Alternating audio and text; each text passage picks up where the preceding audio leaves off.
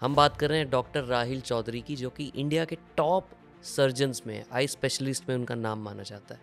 आज का एपिसोड आपकी आंखें खोल देगा, बिकॉज डॉक्टर राहिल से हमने समझा कि आई साइट को मेंटेन कैसे करें, कॉन्टैक्ट लेंसेज से क्या क्या प्रॉब्लम हो सकती है, लेजिक सर्जरीज जो करवानी चाहिए किस एज में करवानी चाहिए, कितना इफेक्टिव होती हैं, जो हमारी दादी के नुस्खे होते हैं कि गाजर खा लो तो आपकी आंखें ठीक हो जाएंगी, उसमें कितनी सच्चाई है। ऐसे कौन कौन से फूड हैं जिसको हम खाएं, जिसको सुपर फूड भी बोला जाता है, जिससे हमारी आई साइट बेटर हो सकती है या हो भी सकती है, नहीं हो सकती है। ये सारे मिथ, सारे किस्से, आइज़ से रिलेटेड जितने भी हैं, सब चीज़ों के बारे में आज हमने डिस्कशन की। और साथ में ये भी जाना कि स्मोकिंग और मास्टरबेशन करने से आई साइट पे क्या इफेक्ट पड़ता है। तो इस एपिसोड को पूरा एंड तक देखना, कमेंट करके ज़रूर बताना कि कैसा लगा। चैनल को सब्सक्राइब करना ताकि हम डॉक्टर राहिल जैसे और अमेजिंग गेस्ट को अपने पॉडकास्ट पे ला सकें। This is mat over growth with Nitin Bajaj. Enjoy the show.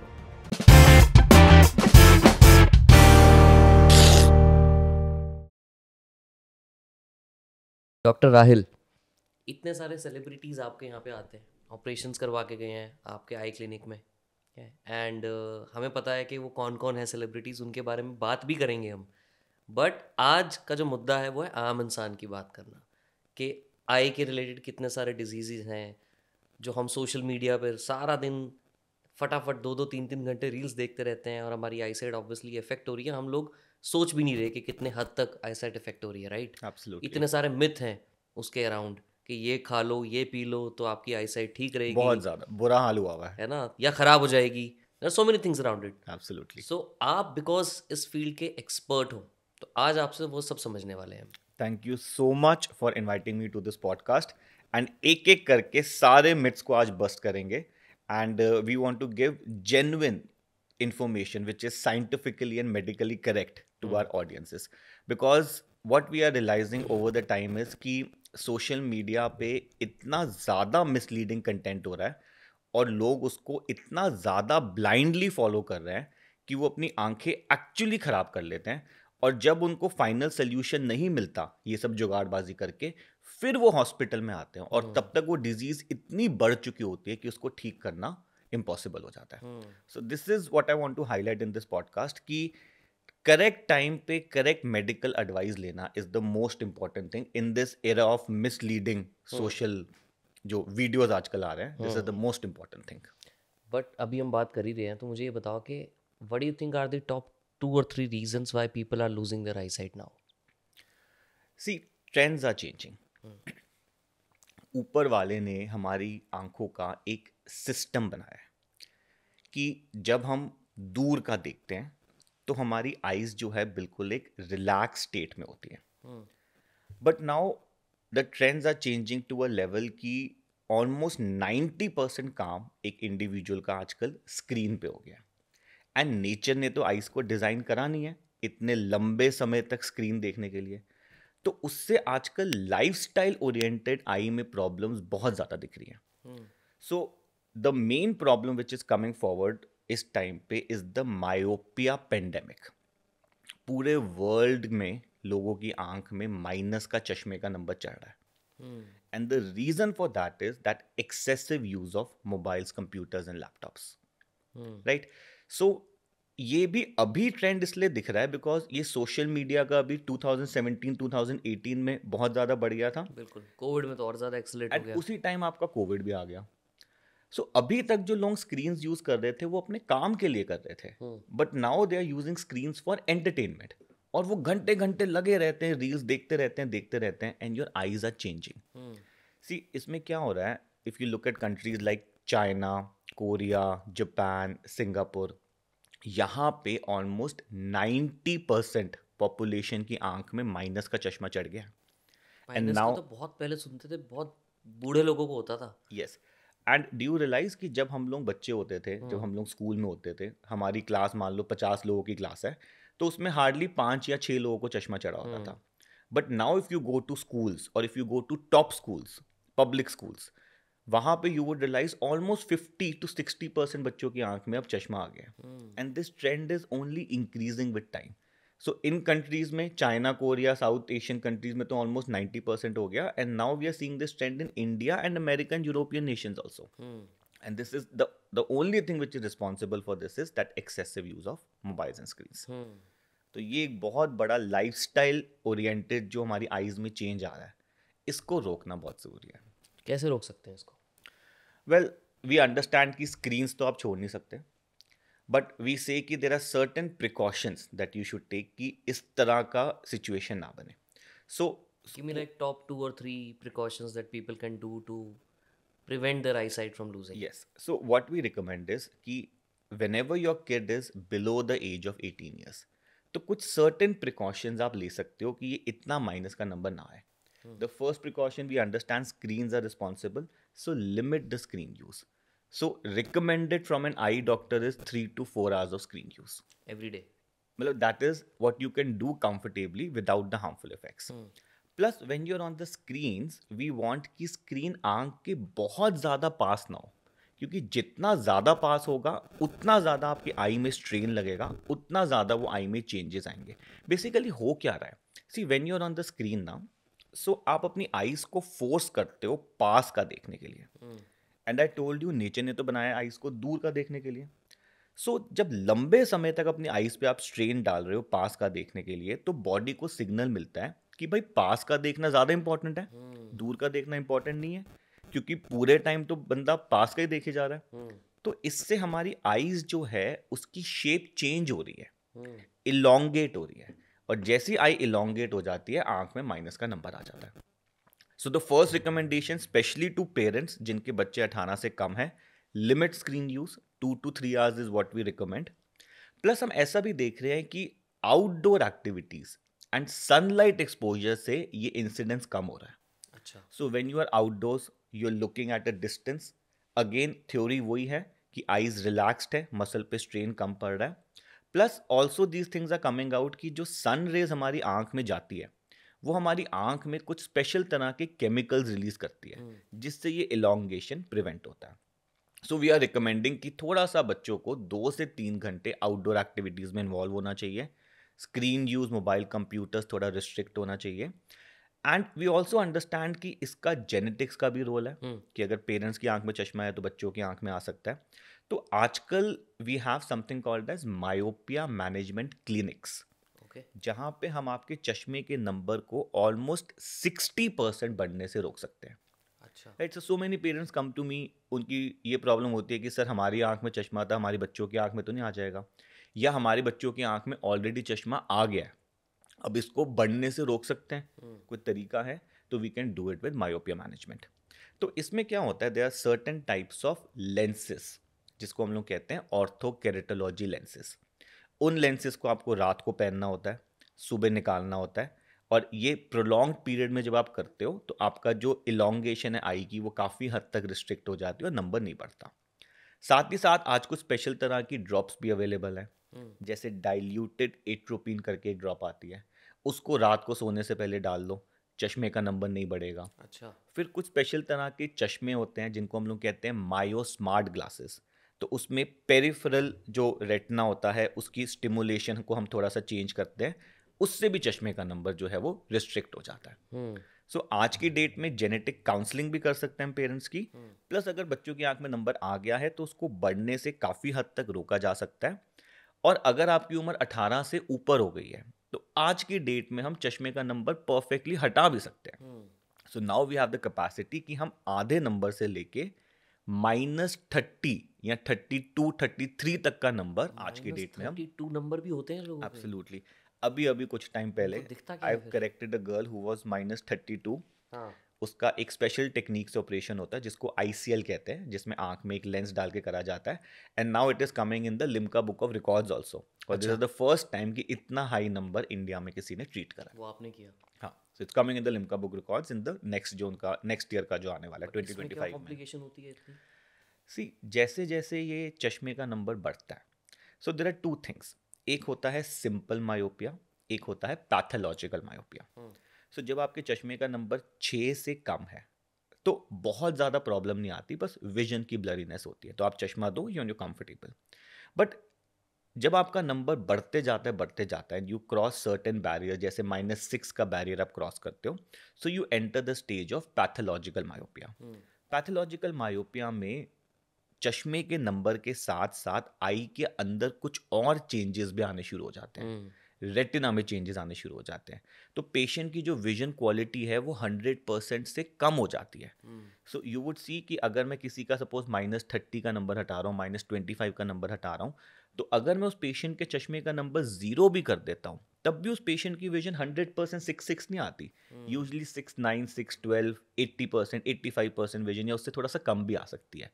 Y? Because सिर्फ चश्मे का नंबर ठीक हुआ है, जो पैथोलॉजिकल मायोपिया की वजह से रेटिना में डैमेज हो गया है उसको हम रिकवर नहीं कर सकते। सो इसीलिए ये मायोपिया मैनेजमेंट कंट्रोल की इतनी ज़्यादा रेलेवेंस है कि चश्मे का नंबर आ गया है तो उसको मिनिमम रखो, उसको बढ़ने से जितना ज़्यादा रोक सकते हो रोक दो, बिकॉज एक सर्टेन स्टेज के बाद वो और प्रॉब्लम्स आंख में डालना शुरू कर देता है। आपने ड्रॉप्स की बात की कि लोग ड्रॉप्स भी डाल सकते हैं रात को। ये ड्रॉप्स क्या रेगुलर काउंटर पे अवेलेबल होती हैं? अच्छा, ये ना मैं बहुत इंपॉर्टेंटली क्लियर करना चाहता हाँ हूँ।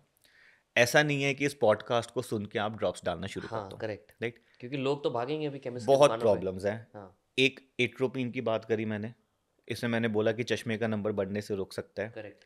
एक आप सुनोगे प्रेस व्यू करके ड्रॉप्स आई थी, उसके ऊपर एक बहुत बहुत ज़्यादा बहुत कंट्रोवर्सी हुई वायरल थी। हुआ था, बहुत क्या था कंट्रोवर्सी हुई वो? थी। वो भी समझाता हूँ क्या हाँ था। तो जो हमारे हेल्थ इंडस्ट्रीज़ हैं, जो अथॉरिटीज़ हैं, उन्होंने कुछ टाइम के लिए इस पर बैन भी लगा दिया, रोक भी लगा दिया। Then you would hear about ayurvedic drops, Patanjali की दृष्टि आती है या आइसोटीन करके ड्रॉप्स आती है। तो ये सारी ड्रॉप्स मार्केट में अवेलेबल है, एंड लोगों के मन में ऐसा होता है कि इन ड्रॉप्स को डाल के आप चश्मे का नंबर ठीक कर दोगे या बढ़ने से रोक दोगे। This is absolute myth. एक एक करके समझाता हूँ। ये जो एट्रोपिन वाली ड्रॉप है, डाइल्यूटेड फॉर्म ऑफ एट्रोपिन है, ये बच्चों में यूज करी जाती है जिनकी उम्र 16 साल से कम होती है। तो अगर आपकी उम्र 16 साल से कम है तो ये ड्रॉप इफेक्टिव नहीं रहेगी। अच्छा। ये ड्रॉप जो है ये नंबर को बढ़ने से थोड़ा सा कम करती है, नंबर को हटा नहीं रही है। जो आंख में नंबर आ गया वो नहीं हट सकता, वो सिर्फ सर्जरी से हट सकता है। हाँ, थोड़ा हेल्प हो जाती है कि ये बहुत ज़्यादा नंबर ना पड़े।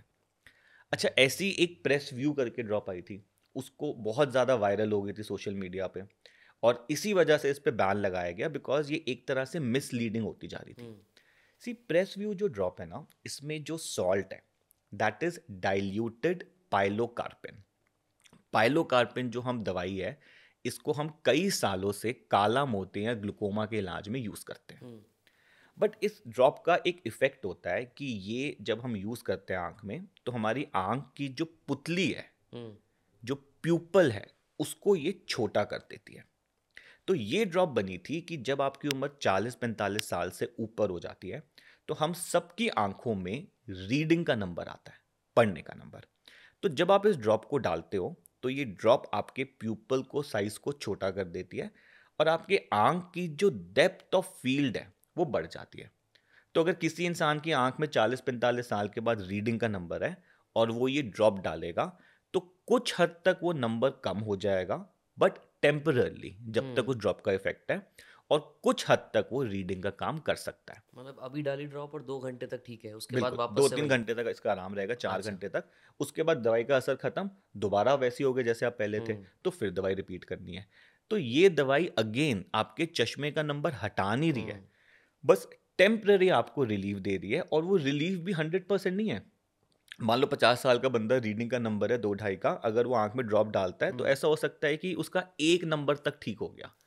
तो जो चीज़ उसको यहाँ से पढ़नी पड़ रही है वो थोड़ा और सा पास है। पास से पढ़ हाँ पाएगा। हाँ। लेकिन ये टेम्पररी इफेक्ट है, और ये भी 100% इफेक्ट नहीं है। बट हो क्या रहा था कि जब ये दवाई यूट्यूब वगैरह, सोशल मीडिया, इंस्टाग्राम पे लोगों ने इसके बारे में बात करना शुरू करा, तो लोगों को इस तरह का इन्फॉर्मेशन गया या इस तरह का आइडिया लगा कि इस ड्रॉप को डाल के चश्मे का नंबर ठीक हो जाएगा।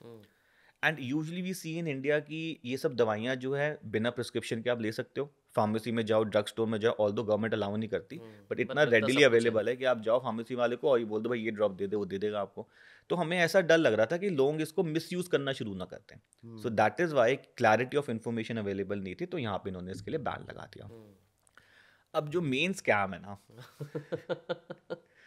वो है ये जो ड्रॉप्स आ गई हैं, दृष्टि, पतंजलि, हाँ आइसोटीन, आयुर्वेदिक होम्योपैथिक ड्रॉप्स जो आ हाँ। गए, सबसे बड़ा स्कैम ये है। स्कैम बोल रहे हो आप, देख लो। बहुत बड़ा स्कैम है, इसको हाँ डाल देना हाँ अपने सोशल मीडिया चैनल में। हाँ I have no regrets in speaking, हाँ people need to get aware about this. हाँ। और स्पेशली सुप्रीम कोर्ट ने पतंजलि कंपनी से अपॉलजी भी लिया था, जो न्यूज़पेपर में भी आया था, क्योंकि ये एड्स मिसलीडिंग हो रही थी। और इसका सारा कुछ शुरू हुआ था साउथ इंडिया में, एक आई डॉक्टर ने ये सब कुछ शुरू किया था। कि आई डॉक्टर सबसे पहले क्वेश्चन करा था कि पतंजलि ऐसे मिसलीडिंग एड्स कैसे कर सकती है।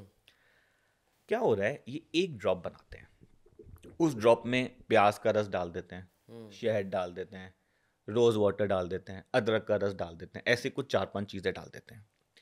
एंड ये क्लेम करते हैं कि ये आंखों की 90% बीमारियों को ठीक कर देंगे। और उसमें भी ऐसी ऐसी बीमारियां लिख देते हैं जिसका आज तक कोई इलाज नहीं है पूरी दुनिया में। ये कहते हैं रेटिनाइटिस पिगमेंटोसा ठीक कर देंगे, कलर ब्लाइंडनेस ठीक कर देंगे, ऑप्टिक एट्रोफी, नस सूख गई है उसको ठीक कर देंगे, चश्मे का नंबर रिवर्स कर देंगे, मोतियाबिंद को रिवर्स कर देंगे। ये इम्पॉसिबल है। आप देखिए, प्याज के रस को आंख में डाल के बीमारी सॉल्व नहीं होने वाली। और साथ साथ ये बोलते हैं कि भाई आपको आंख में बीमारी नहीं चाहिए तो इस ड्रॉप को रेगुलरली यूज कर लो। तो लोगों को आदत डल जाती है, रोज रात को सोने से पहले ड्रॉप डालते हैं। भाई इसमें आपको ये समझना है कि आंख का बीमारी का एक पैथोलॉजी है, एक रीजन है कि वो बीमारी क्यों हो रही है। तो उससे रिलेटेड जब आप आंख में ड्रग डालोगे तो उस बीमारी को ठीक कर सकते हो। ऐसा कोई वन शॉट सोल्यूशन नहीं है कि एक ड्रॉप दी और अपने सारी बीमारियां ठीक कर दी। अब और क्या हो रहा है कि भाई इतना ज़्यादा इन दवाइयों के अराउंड एडवर्टाइजमेंट हो रही है कि लोग फिर इसको ब्लाइंडली फॉलो करना शुरू कर देते हैं। एक पेशेंट मेरे पास आया, डायबिटिक रेटिनोपैथी की प्रॉब्लम। डायबिटिक रेटिनोपैथी होता है शुगर की वजह से पर्दे में सूजन आ जाती है, खून आ जाता है। अब उसने इस तरह की वीडियो देखी, 3-4 साल वो इन्हीं ड्रॉप को डालता रहा विद द होप कि ठीक हो रहा है, कि हो जाएगा ठीक। उसने सुना कि डायबिटीज़ को रिवर्स कर देते हैं, ड्रॉप्स को डालनी शुरू कर दी। 3-4 साल कोई आराम नहीं आया, बीमारी और बढ़ गई। इस स्टेज पे पहुंच गई बीमारी की अब ठीक ही नहीं हो रही, ऑलमोस्ट ब्लाइंडिंग के लेवल पे वो हमारे पास आया। उसका ऑपरेशन करना पड़ गया, लेकिन ऑपरेशन के बाद भी वो क्वालिटी तो आएगी नहीं। जो डैमेज हो गया उसको कितना रिवर्स कर लोगे। So ultimately he lost most of his I site. So this is the trap जो लोग फंस रहे हैं। भाई I always recommend all my patients कि आंख में कोई भी प्रॉब्लम आ रही है, आपको लग रहा है नॉर्मल नहीं है आंख। सबसे बड़ी प्रॉब्लम होती है जब भी आंख में कुछ इश्यू आता है तो नजर धुंधली होती है। नजर धुंधली हो रही है, फर्स्ट साइन होता है कि नजर धुंधली हो रही है in most of the problems. सब में नहीं, in most of the problems.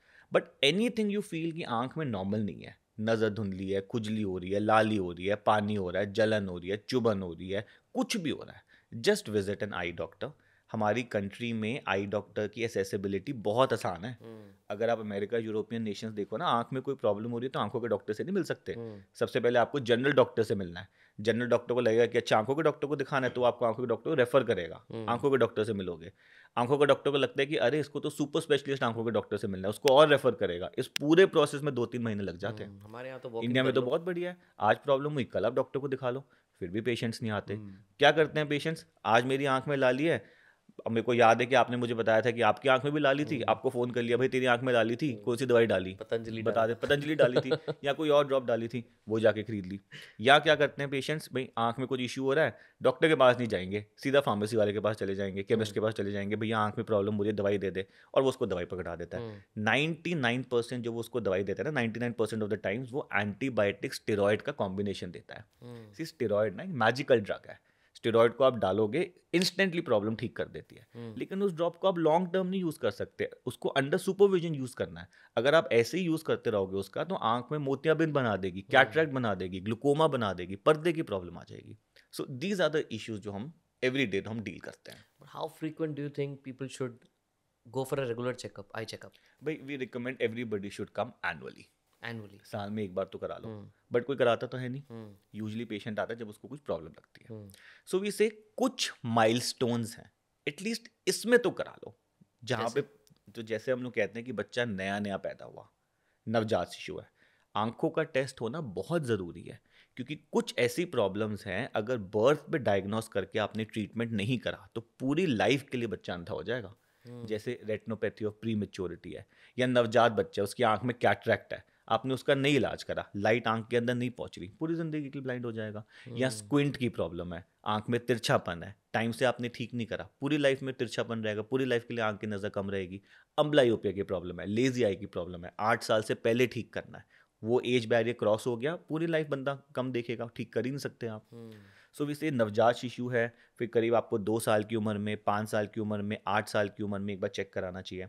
फिर जब आप स्कूल गोइंग हो जाते हो, जब आपका बॉडी ग्रो हो रहा है, बॉडी में ग्रोथ हार्मोन्स है, उस टाइम पे आपका आंख का साइज़ भी ग्रो हो रहा है, उस टाइम पे चश्मा नंबर चढ़ता है, तो रेगुलरली चेक होना ज़रूरी है।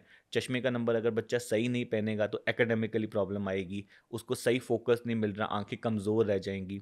फिर हम कहते हैं कि जब आपकी उम्र 40 के अराउंड है, तब आपको चेकिंग कराना बहुत ज़रूरी है, क्योंकि 40 के बाद कुछ सर्टेन बीमारियां हैं जो आंख में आ सकती हैं। तो उसमें एक बीमारी होती है, जैसे हम लोग कहते हैं ARMD, age related macular degeneration. फिर एक प्रॉब्लम होती है काला मोतिया, ग्लूकोमा की। अच्छा, ग्लूकोमा ऐसी प्रॉब्लम है कि इस प्रॉब्लम का कोई साइन एंड सिम्टम नहीं होता, पेशेंट को पता ही नहीं है कि उसकी आंख में काला मोतिया ग्लूकोमा है। अच्छा। और ये अक्सर बाय चांस पता लगती है कि पेशेंट रूटीन चेकअप के लिए आया था, उसका चेक करा, पता लगा कि अरे आंख में काला मोतिया है। बट पेशेंट को फील नहीं होता कुछ भी। ये तो प्रॉब्लम है, काले मोतिया ग्लूकोमा जो है इसको साइलेंट थीफ ऑफ साइट कहते हैं, तभी इसका नाम काला भी दिया गया है। ये ऐसी बीमारी है कि आपकी विजन को ये कम करती जाती है, लेकिन पेशेंट को पता नहीं चलता। क्यों नहीं पता चलता? क्योंकि ये जो विजन कम हो रही है ना, ये साइड से होती है, अच्छा। सेंटर की नहीं होती। सेंटर की विजन होती है जब बिल्कुल लास्ट स्टेज में पहुंचती है बीमारी। ओह। तो पेशेंट की नज़र कम होती जा रही है, होती जा रही है, पर उसको फील तो हो नहीं रहा, क्योंकि सेंटर पेरिफेरल तो से हो रही है। पेरिफेरल से हो रहा है, उसकी फील्ड कम हो रही है, पर फील्ड इतना स्लो कम होती है कि उसको ज़्यादा रियलाइज़ नहीं होता। इस बीमारी में कुछ आंख में दर्द नहीं होता, कुछ हेडेक वेडेक नहीं होता, नॉर्मली पता भी नहीं चलता। और जब आप हॉस्पिटल जाते हो, वहाँ पे चेक होता है, तो एक्सीडेंटली पता लगता है कि अरे आपको तो ग्लूकोमा की प्रॉब्लम है। और जो नज़र जा चुकी है अब उसको वापस नहीं लाया जा सकता, जो बची है सिर्फ उसी को हम बचा सकते हैं। बट ये एज रिलेटेड है। Most of the time age related है। ऐसा नहीं कि बच्चों में हो नहीं सकता, लेकिन मेजॉरिटी ऑफ द टाइम्स हम एडल्ट्स में देखते हैं, and majority of the times ये 40 के बाद आती है, and most of the times ये जेनेटिकली या फैमिली से लिंक्ड होती है। तो अगर आपकी फैमिली में हिस्ट्री है काले मोतिया की, तो बहुत हाई चांस है कि आपको भी आ सकता है। तो 40 के बाद काला मोतिया, ARMD। फिर डायबिटिक रेटिनोपैथी, ये सबसे बड़ी प्रॉब्लम है, ब्लाइंडिंग प्रॉब्लम है ये इंडिया में। इंडिया में दो बहुत मेजर प्रॉब्लम्स हैं। एक कैटरैक्ट की प्रॉब्लम है कि हमारे आंख का लेंस जो है वो बढ़ती उम्र के साथ सफ़ेद हो जाता है। कैटरैक्ट की वजह से हम लोग blind capital of the world बन चुके हैं, और हम diabetic capital of the world भी हैं। तो सबसे ज़्यादा डायबिटिक रेटिनोपैथी के पेशेंट्स भी हमारे पास हैं। एंड डायबिटिक रेटिनोपैथी में भी यही प्रॉब्लम है कि पहले वो पेरिफेरी से शुरू होती है, सेंट्रल की नज़र ख़राब नहीं होती, अक्सर पेशेंट्स को पता नहीं चलता, और पेशेंट्स तब आते हैं जब उनकी नज़र धुंधली होनी शुरू हो जाती है और हम रियलाइज़ करते हैं कि बीमारी बहुत ज़्यादा बढ़ चुकी है। सो अगर आपको डायबिटीज़ की प्रॉब्लम है तो साल में एक बार अपने आंखों का चेकअप, स्पेशली अपने पर्दे का चेकअप तो कराना ही कराना है, मस्ट है। क्या होगा, ज़्यादा से ज़्यादा आप चेकअप कराओगे, आपका डॉक्टर बोल देगा सब कुछ हेल्दी है, अगले साल दोबारा चेक करा लेना। लेकिन कहीं पे भी इसका साइंस आने शुरू हो गए आंख में, तो इमीडिएटली ट्रीट करना है, क्योंकि उसको जितना आपने छोड़ दिया, अर्ली स्टेजेस टाइम पर डायग्नोस होगी, ट्रीटेबल है। बहुत ज़्यादा लेट स्टेज पे आ जाओगे, विजन लॉस होएगा। विजन लॉस होएगा। And diabetic retinopathy is the first cause of blindness in American and European nations. India में first cause of blindness cataract है, और अब डायबिटिक रेटिनोपैथी सेकंड कॉज बनता जा रहा है। और cataract is also age related. Cataract is age related problem, and cataract का 100% इलाज हो सकता है एक 10 मिनट के ऑपरेशन से। अच्छा। What is cataract? हमारी आंख में एक लेंस है, जैसे कैमरे में एक लेंस होता है, हमारी आंख में भी एक लेंस होता है। तो ऊपर वाले ने इस लेंस को शीशे की तरह साफ बनाया जब हमारी उम्र कम है, लेकिन जैसे जैसे उम्र बढ़ती है बाल सफ़ेद होते हैं, ऐसी बढ़ती उम्र के साथ ये जो आंख का अंदर कुदरती लेंस है ये भी सफ़ेद हो जाता है। जब ये सफ़ेद होता है तो आपकी नज़र धुंधली हो जाती है, आपको डबल डबल दिखता है, रंग बिरंगी चीज़ें दिख सकती हैं।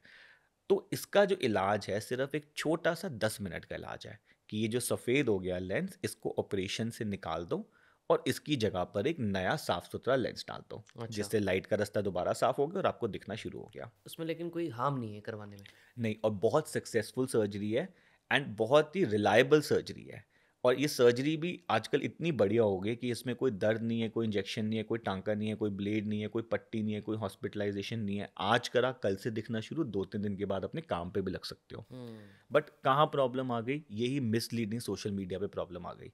लोग देखते हैं कि भाई मोतियाबिंद का ऑपरेशन से इलाज है, फिर वो यूट्यूब पे देखते हैं, इंस्टाग्राम पे देखते हैं कि अरे ये दवाई डाल लो इससे रिवर्स हो जाता है, ये एक्सरसाइज कर लो, ये मसाज कर लो, ये जड़ी बूटी खा लो, ये आयुर्वेदा कर लो इससे रिवर्स हो जाएगा। ऐसा कुछ होता नहीं है। मोतियाबिंद पकता जाता है, जितना मोतियाबिंद पकते जाएगा उतना ही उसका ऑपरेशन करना मुश्किल हो जाता है, उतनी उसकी प्रॉब्लम आनी शुरू हो जाती है। तो रिवर्सेबल किसी भी एंगल में नहीं है कैटरैक्ट? मोतियाबिंद जो है कैटरैक्ट, उसका आज की डेट में 2024 में सिर्फ एक ही इलाज है, ऑपरेशन।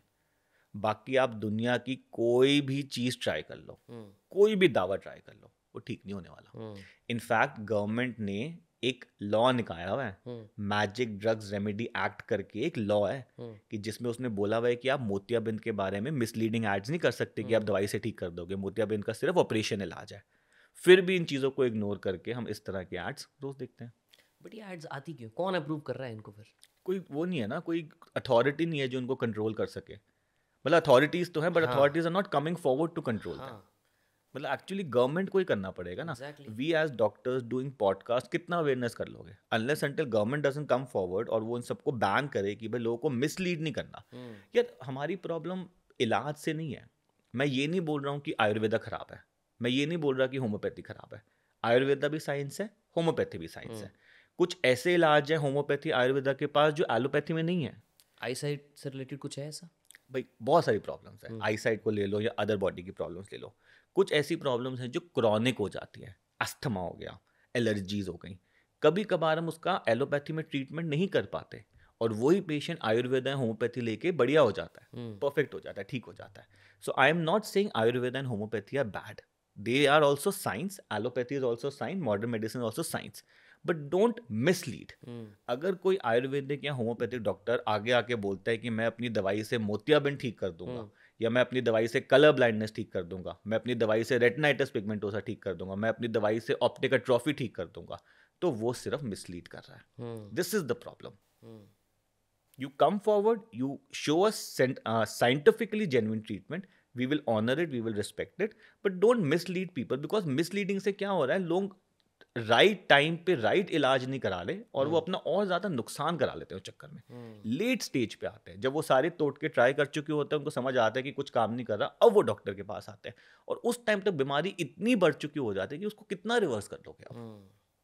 बट लोगों का हमें पता है कि घर पे तो उन्होंने कुछ ना कुछ करना है, कुछ ना कुछ तोड़ के करते रहेंगे, है ना? गुलाब जल डालते रहेंगे, घी डालते रहेंगे। तो इसी पे मुझे पूछना है कि अगर मैं घर पे हूँ, एज अ नॉर्मल आम इंसान हूँ और मुझे अपनी आई साइट को बेटर करना है, अब हमने ये तो समझ लिया कि पतंजलि और ये सब ड्रॉप्स कुछ काम नहीं करने वाली, बट कोई ऐसा टॉप 3-4 खाना फूड है जिसको हम यूज़ करें डेली तो हमारी आई साइट बेटर हो सकती है? अगर आपकी आई साइट कमज़ोर है तो उसके पीछे कोई बीमारी है। जब तक उस बीमारी का इलाज नहीं होगा आपकी आई साइट प्रॉपर नहीं होने वाली। अच्छा। अब अगर आप ये सोच के बैठ रहे हो कि मेरी नज़र कम है और मैं पूरे दिन गाजर खाते रहूँ, पूरे दिन हरी सब्जियां खाते रहूँ, पूरे दिन पपाया खाते रहूँ, आंवला खाते रहूँ, इससे कुछ नहीं होने वाला। काफ़ी वीडियोस आती हैं जिसमें बोलते हैं कि हमने गाजर खाई 15 साल और रिवर्स हो गई हमारी। 15 साल क्या, 100 साल खा लो, कुछ नहीं होने वाला।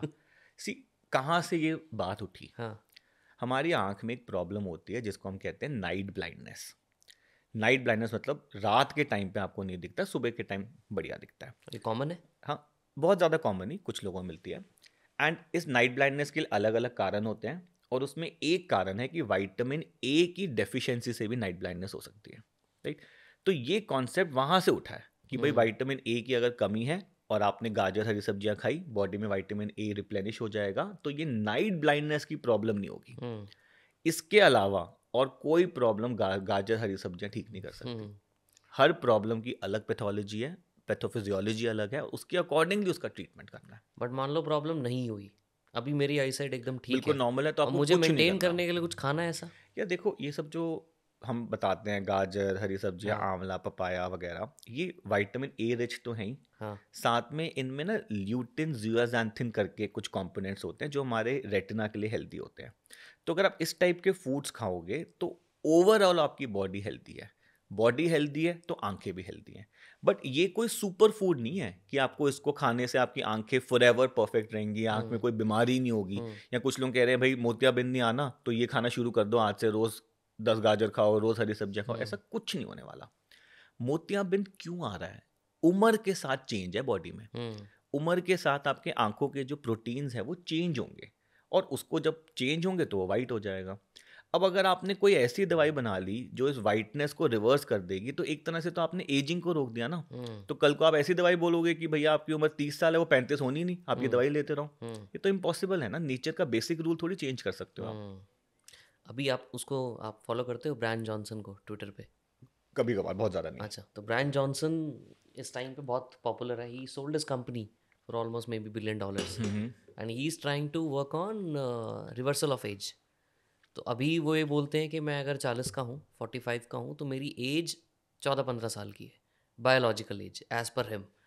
क्योंकि he does so many of test, he eat certain kind of foods, रोज़ का उनका एक स्केड्यूल है, इतने बजे उठना है, इतनी एयर लेनी है, इतना पानी लेना है, इतने प्रोटीन्स लेने हैं, everything to the minute to the second defined. अब मेरा क्वेश्चन वहीं पे आता है, to the people like Bryan Johnson, अब वो तो कोशिश कर रहे हैं कि मेरी एज रिवर्स हो जाए, राइट? तो अब उस केस में 40 में उनको कैटरैक्ट होगा कि नहीं होगा? एज रिवर्स नहीं हो रही है, हाँ it is just that because you are maintaining a healthy lifestyle. हाँ so even if you are 40, you are working like a 25-year-old because आपकी बॉडी इतनी हेल्दी एंड फिट है। लेकिन उनका भी कैटरैक्ट तभी आएगा जब उनके पेरेंट्स की आंख में आए। इससे आप कैटरैक्ट को थोड़ा सा बेशक डिले कर लोगे, बहुत ज़्यादा डिले नहीं कर सकते। तो मेरा कैटरैक्ट मेरे पेरेंट्स के कैटरैक्ट से मान लिंक्ड लो है। आपकी पेरेंट्स की आंख में 60 साल में आया, you are maintaining a very healthy lifestyle, antioxidants खाते रहते हो, हरी सब्जियां खाते रहते हो, और अपनी लाइफ, जिमिंग जॉगिंग चलती रहती है, एक्सरसाइज चलती रहती है, having good, staying away from all these bad habits, smoking drinking नहीं कर रहे हो, बॉडी फिटनेस बहुत अच्छी है, तो आप इतना कर सकते हो, 60 की जगह 70 में आ जाएगा। अच्छा, इससे ज़्यादा नहीं कर सकते आप, so you because can't really basic avoid body it. की, no, how can you stop ageing, that's impossible. मतलब you can take advantage of 10-15 years कि अपने लाइफस्टाइल से थोड़ा सा आपने डिले कर लिया चीज़ों को, but you can't stop it at the end of the day ना, बॉडी बट को वो तो एज तो बोलते हैं करना मैं ही है 200 ना। तक खींचूंगा अपनी एज को। खींच के दिखाओ ना मुझे 200 तक, तब तो माने हैं। He claims it. Let us see. हाँ। I am also waiting for some medicine to come जो इस चीज़ को ठीक करते हैं। See, as surgeons also we keep surgery as last option. हमारा भी पर्पस ये होता है कि जो पेशेंट दवाई से ठीक हो जाए वो बेस्ट है, कम से कम इंटरवेंशन करनी पड़े, कम से कम इन्वेसिव काम करना पड़े। बट जो चीज़ दवाई से ठीक नहीं हो सकती, एक्सेप्ट दैट ना। अब अननेसेसरली आप लगे रहोगे, वीडियोस बनाते रहोगे, फॉल्स क्लेम्स करते रहोगे, मिसलीडिंग चीज़ें करते रहोगे। आई एग्री, कुछ लोग बेवकूफ़ बन जाएंगे, कुछ लोग आएंगे आपका ट्रीटमेंट करने, but end of the day everybody will come to know ना कि ये काम नहीं कर रही। ऐसे तो पतंजलि का एक्सपोजर हुआ ना, और बाकी लोग का भी हो जाएगा। बट स्मोकिंग से आईसाइट खराब होती है। स्मोकिंग पूरी बॉडी को हार्म करता है। स्मोकिंग आपकी एजिंग को फास्ट करता है। स्मोकिंग में एंटीऑक्सीडेंट्स होते हैं, सॉरी, स्मोकिंग की वजह से ऑक्सीडेटिव स्ट्रेस होता है, फ्री रेडिकल्स होते हैं, तो उसकी वजह से आपका कैटरैक्ट जल्दी आ सकता है, काले मोतिया की प्रॉब्लम हो सकती है, डायबिटीज जो है वो फास्ट हो सकती है, पर्दे में असर आ सकता है। तो स्मोकिंग तो जनरली पूरी बॉडी के लिए हार्मफुल है ना, तो आई को भी हार्म करेगी। And what about alcohol? Bad for alcohol same as well, any toxin that you put into your body is harmful for you. But हाँ, ऐसा कुछ थोड़ा बहुत डाल लिया स्पेसिफिकली फॉर आपने। आईसाइट है? Specific attacks on eye, anything? इसमें क्या होता है, आपने वो सुना है, कच्ची दारू पी के अंधे हो गए लोग? सुनिए ऐसी बातें, अखबार में आती रहती है। हाँ सो उसमें क्या होता है कि अल्कोहल जो यूजली कंज्यूम होता है, हाँ दैट इज इथेनॉल। हाँ साइंटिफिकली अगर मैं बात करूं, तो कभी कभी इसकी मिक्सिंग कर देते हैं वो मिथेनॉल के साथ। तो जब आप ये मिथेनॉल मिला देते हो तो ये जहरीली शराब हो गई है। अब इसको पियोगे तो अंधे हो जाओगे, मरते भी हो आप लोग इससे तो। मर भी जाओगे लेकिन अंधे तो हो ही जाओगे। अच्छा। सो ये थोड़ा सा आपको ध्यान रखना है कि ये जो अक्सर हम सुनते रहते हैं ना, मिक्सिंग हो गई, उस कच्ची शराब डाल दी, इनसे थोड़ा सा दूर रहना चाहिए। तो ऐसी क्या चीज़ें हैं जो हमें अवॉइड करनी चाहिए टू हैव बेटर? एक तो फुल बॉडी के लिए तो हमें पता है ऑब्वियसली स्मोकिंग नहीं करनी, ये नहीं करना। एंड ऑफ द डे, हाँ a good balance diet, exercising, keeping body fit, इसके अलावा आपको आंखों का एक्स्ट्रा कुछ नहीं करना। And what do you think is a good balance diet? भाई विच इज़, प्रोटीन्स आपके अच्छे हो, कार्ब्स अच्छे हो, वाइटामिन मिनरल्स अच्छे हो, आप प्रॉपर एक्सरसाइज कर रहे हो, एक हेल्दी लाइफस्टाइल मेंटेन कर रहे हो, टाइम से उठ रहे हो, टाइम से सो रहे हो, स्मोकिंग से दूर हो, अल्कोहल से दूर हो, जनरली आपकी बॉडी हेल्दी है, तो आंखें भी हेल्दी हैं। बॉडी को डैमेज करते रहोगे, अननेसेसरी टॉक्सिन्स डालते रहोगे, पूरी बॉडी में असर आएगा, आंखें भी खराब होंगी। बट अगर आप मेरे से पूछ रहे हो कि क्या कोई ऐसी रूटीन मैं रखूं जिससे मेरी आंखें ज़्यादा टाइम तक हेल्दी रहें और आंखों में कोई बीमारी ना हो, ऐसा कुछ नहीं करना। तो ये जो आप सुनते रहते हो कि रोज़ सुबह उठ के गुलाब जल डाल लो, या सुबह उठ के शहद डाल लो, या कभी कभी आप सुनते हो कि भाई आंखों को पानी से धोना है, रोज सुबह उठ के छपके मारो, रात को सोने से पहले छपके मारो। या कभी कभी कुछ लोग एक्सरसाइजेस करना शुरू कर देते हैं, सुबह उठ के हाथ को मलते हैं, गर्म करते हैं, या ऐसे फिगर ऑफ 8 में देखो, हाँ। आंखों की मसाज करो। इन सब की कोई रिक्वायरमेंट नहीं है। तो दिस इज घर पे नॉट गोइंग टू कोई बेनिफिट यू इन एक्सरसाइज नहीं एनी है वे। ऐसी जो हम कर सकते हैं to have better eye sight? कुछ नहीं है। सी, आई की एक्सरसाइजेस हम भी रिकमेंड करते हैं, बट उसके लिए आई में प्रॉब्लम होनी चाहिए। अच्छा। उसमें एक प्रॉब्लम होती है जिसको हम लोग कहते हैं कन्वर्जेंस इनसफिशिएंसी। तो क्या होता है कि जैसे आप पास का देखते हो, तो मैंने आपको बताया आंखों को मुड़ के पास का देखना है। जब वो मुड़ेगी तो आंखों की मसल्स यूज होती हैं। तो कभी कभार कुछ लोगों की ये जो मसल्स होती हैं वो वीक होती हैं, तो वो ज़्यादा देर तक मोबाइल कंप्यूटर पे काम नहीं कर पाते, क्योंकि वो मोड़ते हैं। स्टार्टिंग में तो आंखें मुड़ गई, लेकिन मसल्स वीक हैं, कुछ टाइम पे वो छोड़ देती है मसल्स इसको, आंखों को मोड़ना, और आंखें फिर हो जाती हैं। तो उसकी वजह से लोगों को सिर में दर्द होता है, आंखों में दर्द होता है। कंप्लेन करते हैं लोगों की कुछ टाइम बाद हमारी नज़र धुंधली हो जाती है, या कंप्यूटर पे बैठे बैठे या पढ़ाई करते करते डबल डबल दिखता है। तो ये सारी प्रॉब्लम्स है क्योंकि आपकी आंख की जो स्पेशल मसल्स हैं जो आंखों को अंदर की तरफ मोड़ रही हैं वो कमज़ोर हैं।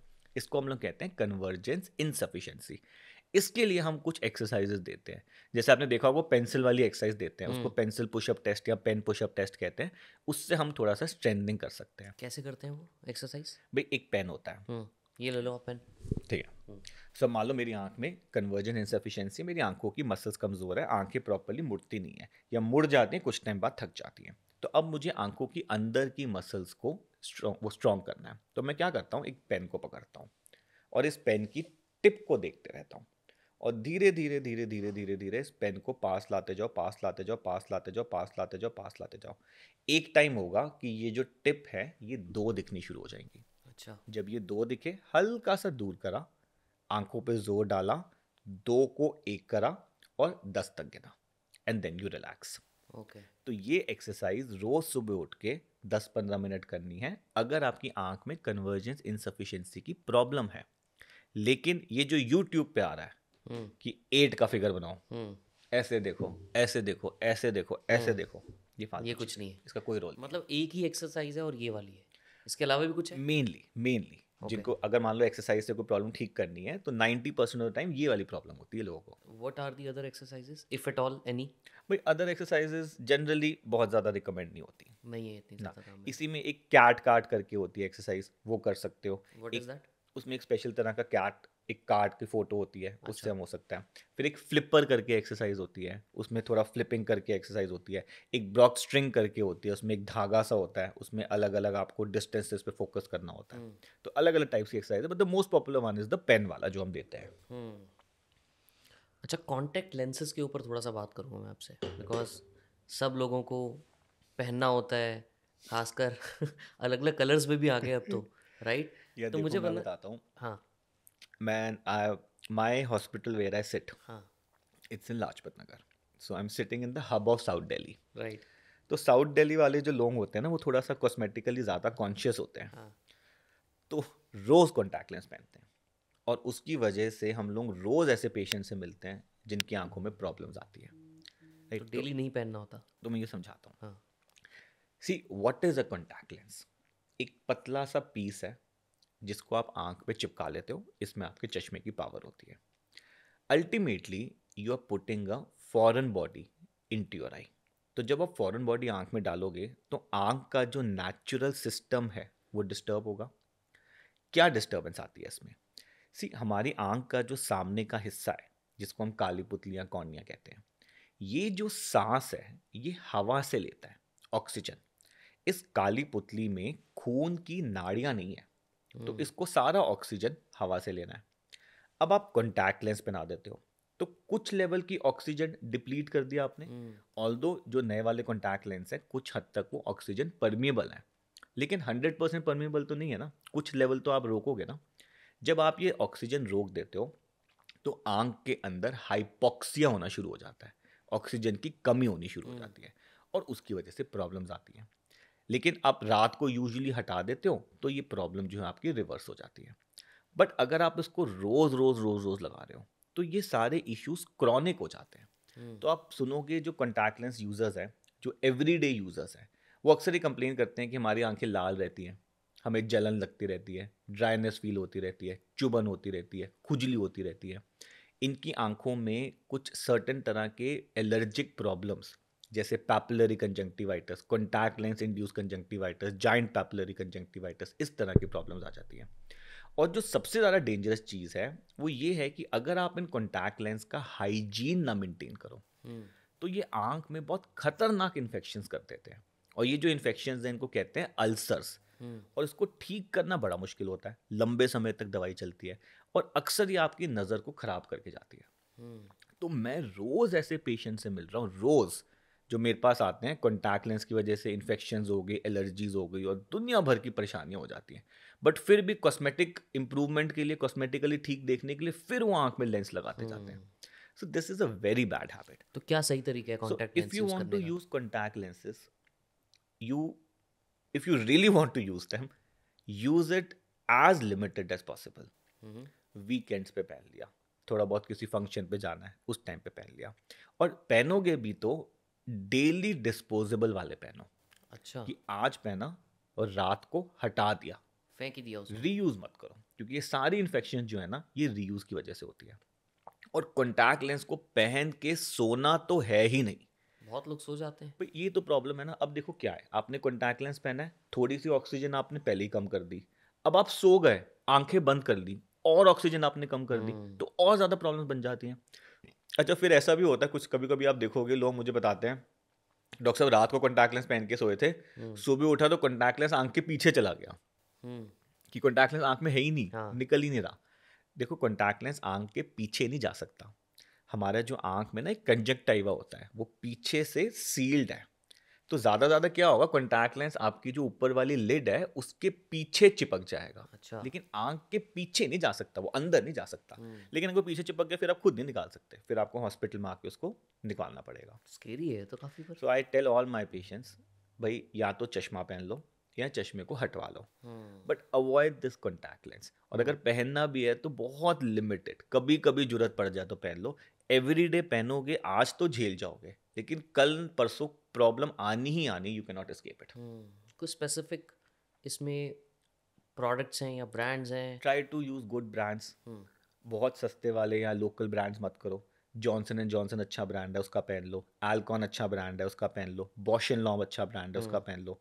Try to use this standardised imported और प्रोडक्ट्स। उसमें भी डेली वाले आते हैं? सब में आते हैं, डेली भी आते हैं, मंथली भी आते हैं, 6 मंथली भी आते हैं, but your preference should be dailies. उनको अवॉइड करो। ये जो आप मार्केट में जाके 20-20 30-30 रुपए के कलर्ड लेंसेज ले लेते हो पार्टीज के लिए, that should be avoided because उनका स्टेरिलिटी का इशू है। अच्छा, जब कॉन्टैक्ट लेंस लो भी तो preferably take it from a hospital जहाँ पे एक ऑप्टोमेट्रिस्ट प्रॉपरली आपका साइज वाइज चेक करके दे, या डॉक्टर आपको प्रॉपर फिटिंग देख के आपको दे, क्योंकि अगर फिटिंग परफेक्ट नहीं होगी तो फिर प्रॉब्लम्स आएंगी। अभी कांटेक्ट तो आप बोल रहे हो कि नहीं करनी चाहिए, डेली नहीं पहननी हम चाहिए, लोग डेली मत सो पहनो। You recommend people to go for LASIK? Absolutely, मतलब Right. आइदर वेयर ग्लासेस और go for LASIK, or you get them removed. Don't get into this trap of contact lenses. Now someone who wants to go for a LASIK, let's say, क्या precaution है पहले Lasik से, या मुझे कैसे पता लगेगा कि I am ready for a Lasik? Right. See, anybody who's above the age of 18 years और चश्मे का नंबर है, he can plan for these procedures. उसके साथ साथ हमारी एक रिक्वायरमेंट और होती है कि 18 के ऊपर आपके चश्मे का नंबर जो है it should be stable for the last 6 months. But checking के दौरान आधे पौने का एरर रहता है because it is manual checking, उतना हम कंसिडर नहीं करते, बट मोर और लेस आपका स्टेबल होना चाहिए। एक बारी ये 2 क्राइटेरियाज आपने फुलफिल कर लिए, now you have to visit a eye hospital जहाँ पे ये सारे प्रोसीजर्स होते हैं। तो वहाँ पे आपके 10-15 तरह के आंखों के चेकअप होंगे। उसमें हम आंख की काली पुतली की मोटाई देखते हैं, ड्राइनेस का स्टेटस देखते हैं, डायलेटेड अनडायलेटेड चश्मे का नंबर देखते हैं, पर्दे को चेक करते हैं, कॉर्निया जहाँ पे सर्जरी होनी है उसके कुछ मैप्स वगैरह देखते हैं कि भाई सब कुछ परफेक्ट है। एक बार ये रिपोर्ट्स आपकी परफेक्ट आ जाए then you can opt for these procedures.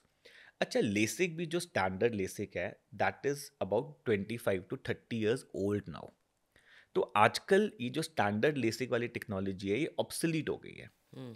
इसके बाद एक स्माइल करके टेक्नोलॉजी आ चुकी है, उसके बाद एक कॉन्ट्यूरा करके आ गई है, उसके बाद एक सिल्क करके आ गई है, और आज की डेट में जो हम चश्मा हटा रहे हैं वो हम हटाते हैं एक टेक्नोलॉजी जिसका नाम है Wavelight plus Innoveyes. So this is the latest laser technology जहाँ पे we are using artificial intelligence to give you a vision which is even more than what a normal person can see. Oh. So एक normal इंसान मान लो 6 देख सकता है, that is the standard perfect vision. But now with this newer procedures हम patient की vision को gain कर लेते हैं, बढ़ा देते हैं. अच्छा. एक line या 2 line better than 6x6. So usually patients get 6.5, 6.4 vision, which we call eagle's eye vision or supervision. इस तरह की quality आ जाती है. और कॉस्ट में फर्क है? थोड़ा सा फर्क है. So every time the technology upgrades the cost adds to it, because ये मशीनें जो हैं बहुत महंगी है, comes in crores. So if you talk about the latest technology, the wave light वाला, उसका अगर आप दोनों आंखों का चश्मा हटवाना चाहो तो अबाउट 1,30,000 पड़ता है. So that we are talking about one sitting में होता है. One sitting and it's a 5-minute procedure. इसमें या 5 to 10 minutes. कोई दर्द नहीं है, कोई इंजेक्शन नहीं है, कोई it kind of a non surgical thing. Basically आंख में लाइट डाल के ठीक करना होता है. अच्छा. बट ये जो सारे लेजर्स हैं ना, these are good till -8. 8 number तक का चश्मा हट सकता है इनसे. तो किसी का नंबर मान लो 8 से ऊपर है, 9, 10, 15, 20, 25, 30, 32, तो हम एक दूसरी टेक्नोलॉजी यूज करते हैं विच इज कॉल्ड ICL. तो व्हाट इज ICL? एक लेंस होता है. इसमें हमारे चश्मे का पावर होता है और इस लेंस को आंख में इम्प्लांट कर दिया जाता है. So you talking about celebrities. So Priyanka Chopra के दोनों brother in law, Jonas brothers, उनका ICL हुआ है. एंड रकुल प्रीत का ICL हुआ है.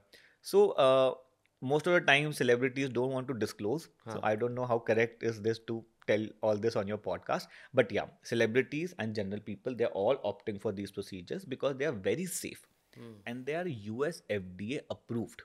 So कोई भी चीज़ जब मार्केट में लॉन्च होती है commercially, specially when we are using in our centre which are usually the tertiary care centres, so हम लोग थोड़ा सा इस US FDA का सेफ्टी टैग जब लग जाता है ना, तो it gives us lot of confidence in the technology कि थरली रिसर्च्ड है, थरली ट्रायल्स हो चुके हैं, सब कुछ देख दाग के टेक्नोलॉजी को मार्केट में लॉन्च करा गया. सो बेसिकली आज के डेट में जब कोई चश्मा हटाने आता है and if that person is young, less than 40 years of age, तो या तो उनका लेज़र वाली टेक्नोलॉजी से हटेगा, जैसे या तो सिल्क या वेवलाइट जो लेटेस्ट वाले हैं, या ICL से हटेगा अगर उनका नंबर हायर साइड है, या कोई और रीज़न जो हम लेज़र नहीं कर पा रहे तब भी हम ICL को रिकमेंड करते हैं. But let us say somebody is planning to get his spec removed after the age of 40, तो थोड़ा सा टेक्नोलॉजीज चेंज हो जाती हैं. क्योंकि रिमेंबर 40 के बाद मैं आपको बता रहा था कुछ प्रॉब्लम्स आती हैं. तो ऐसी 40 के बाद ना एक प्रेस बायोपिया करके इश्यू होता है, जिसमें आपका रीडिंग का नंबर आना शुरू हो जाता है. सो when you reach that stage, तो जो हमारा फर्स्ट प्रेफरेंस होता है टेक्नोलॉजी का, दैट इज कॉल्ड RLE, जिसमें हम आंख के अंदर के लेंस को चेंज करते हैं. But it gives you some added benefits over these laser and ICL procedures beyond 40-45. वो सर्जिकल हो गया. So when you come into a hospital, आपके सारे चेकअप होंगे, so the doctor will meet you, वो सारा टेक्नोलॉजी, सारी रिपोर्ट्स देख के और कौन से ऑप्शंस अवेलेबल है discuss with you. But end of the day we have to understand कि ये प्रोसीजर्स अब बहुत फास्ट हो गए हैं.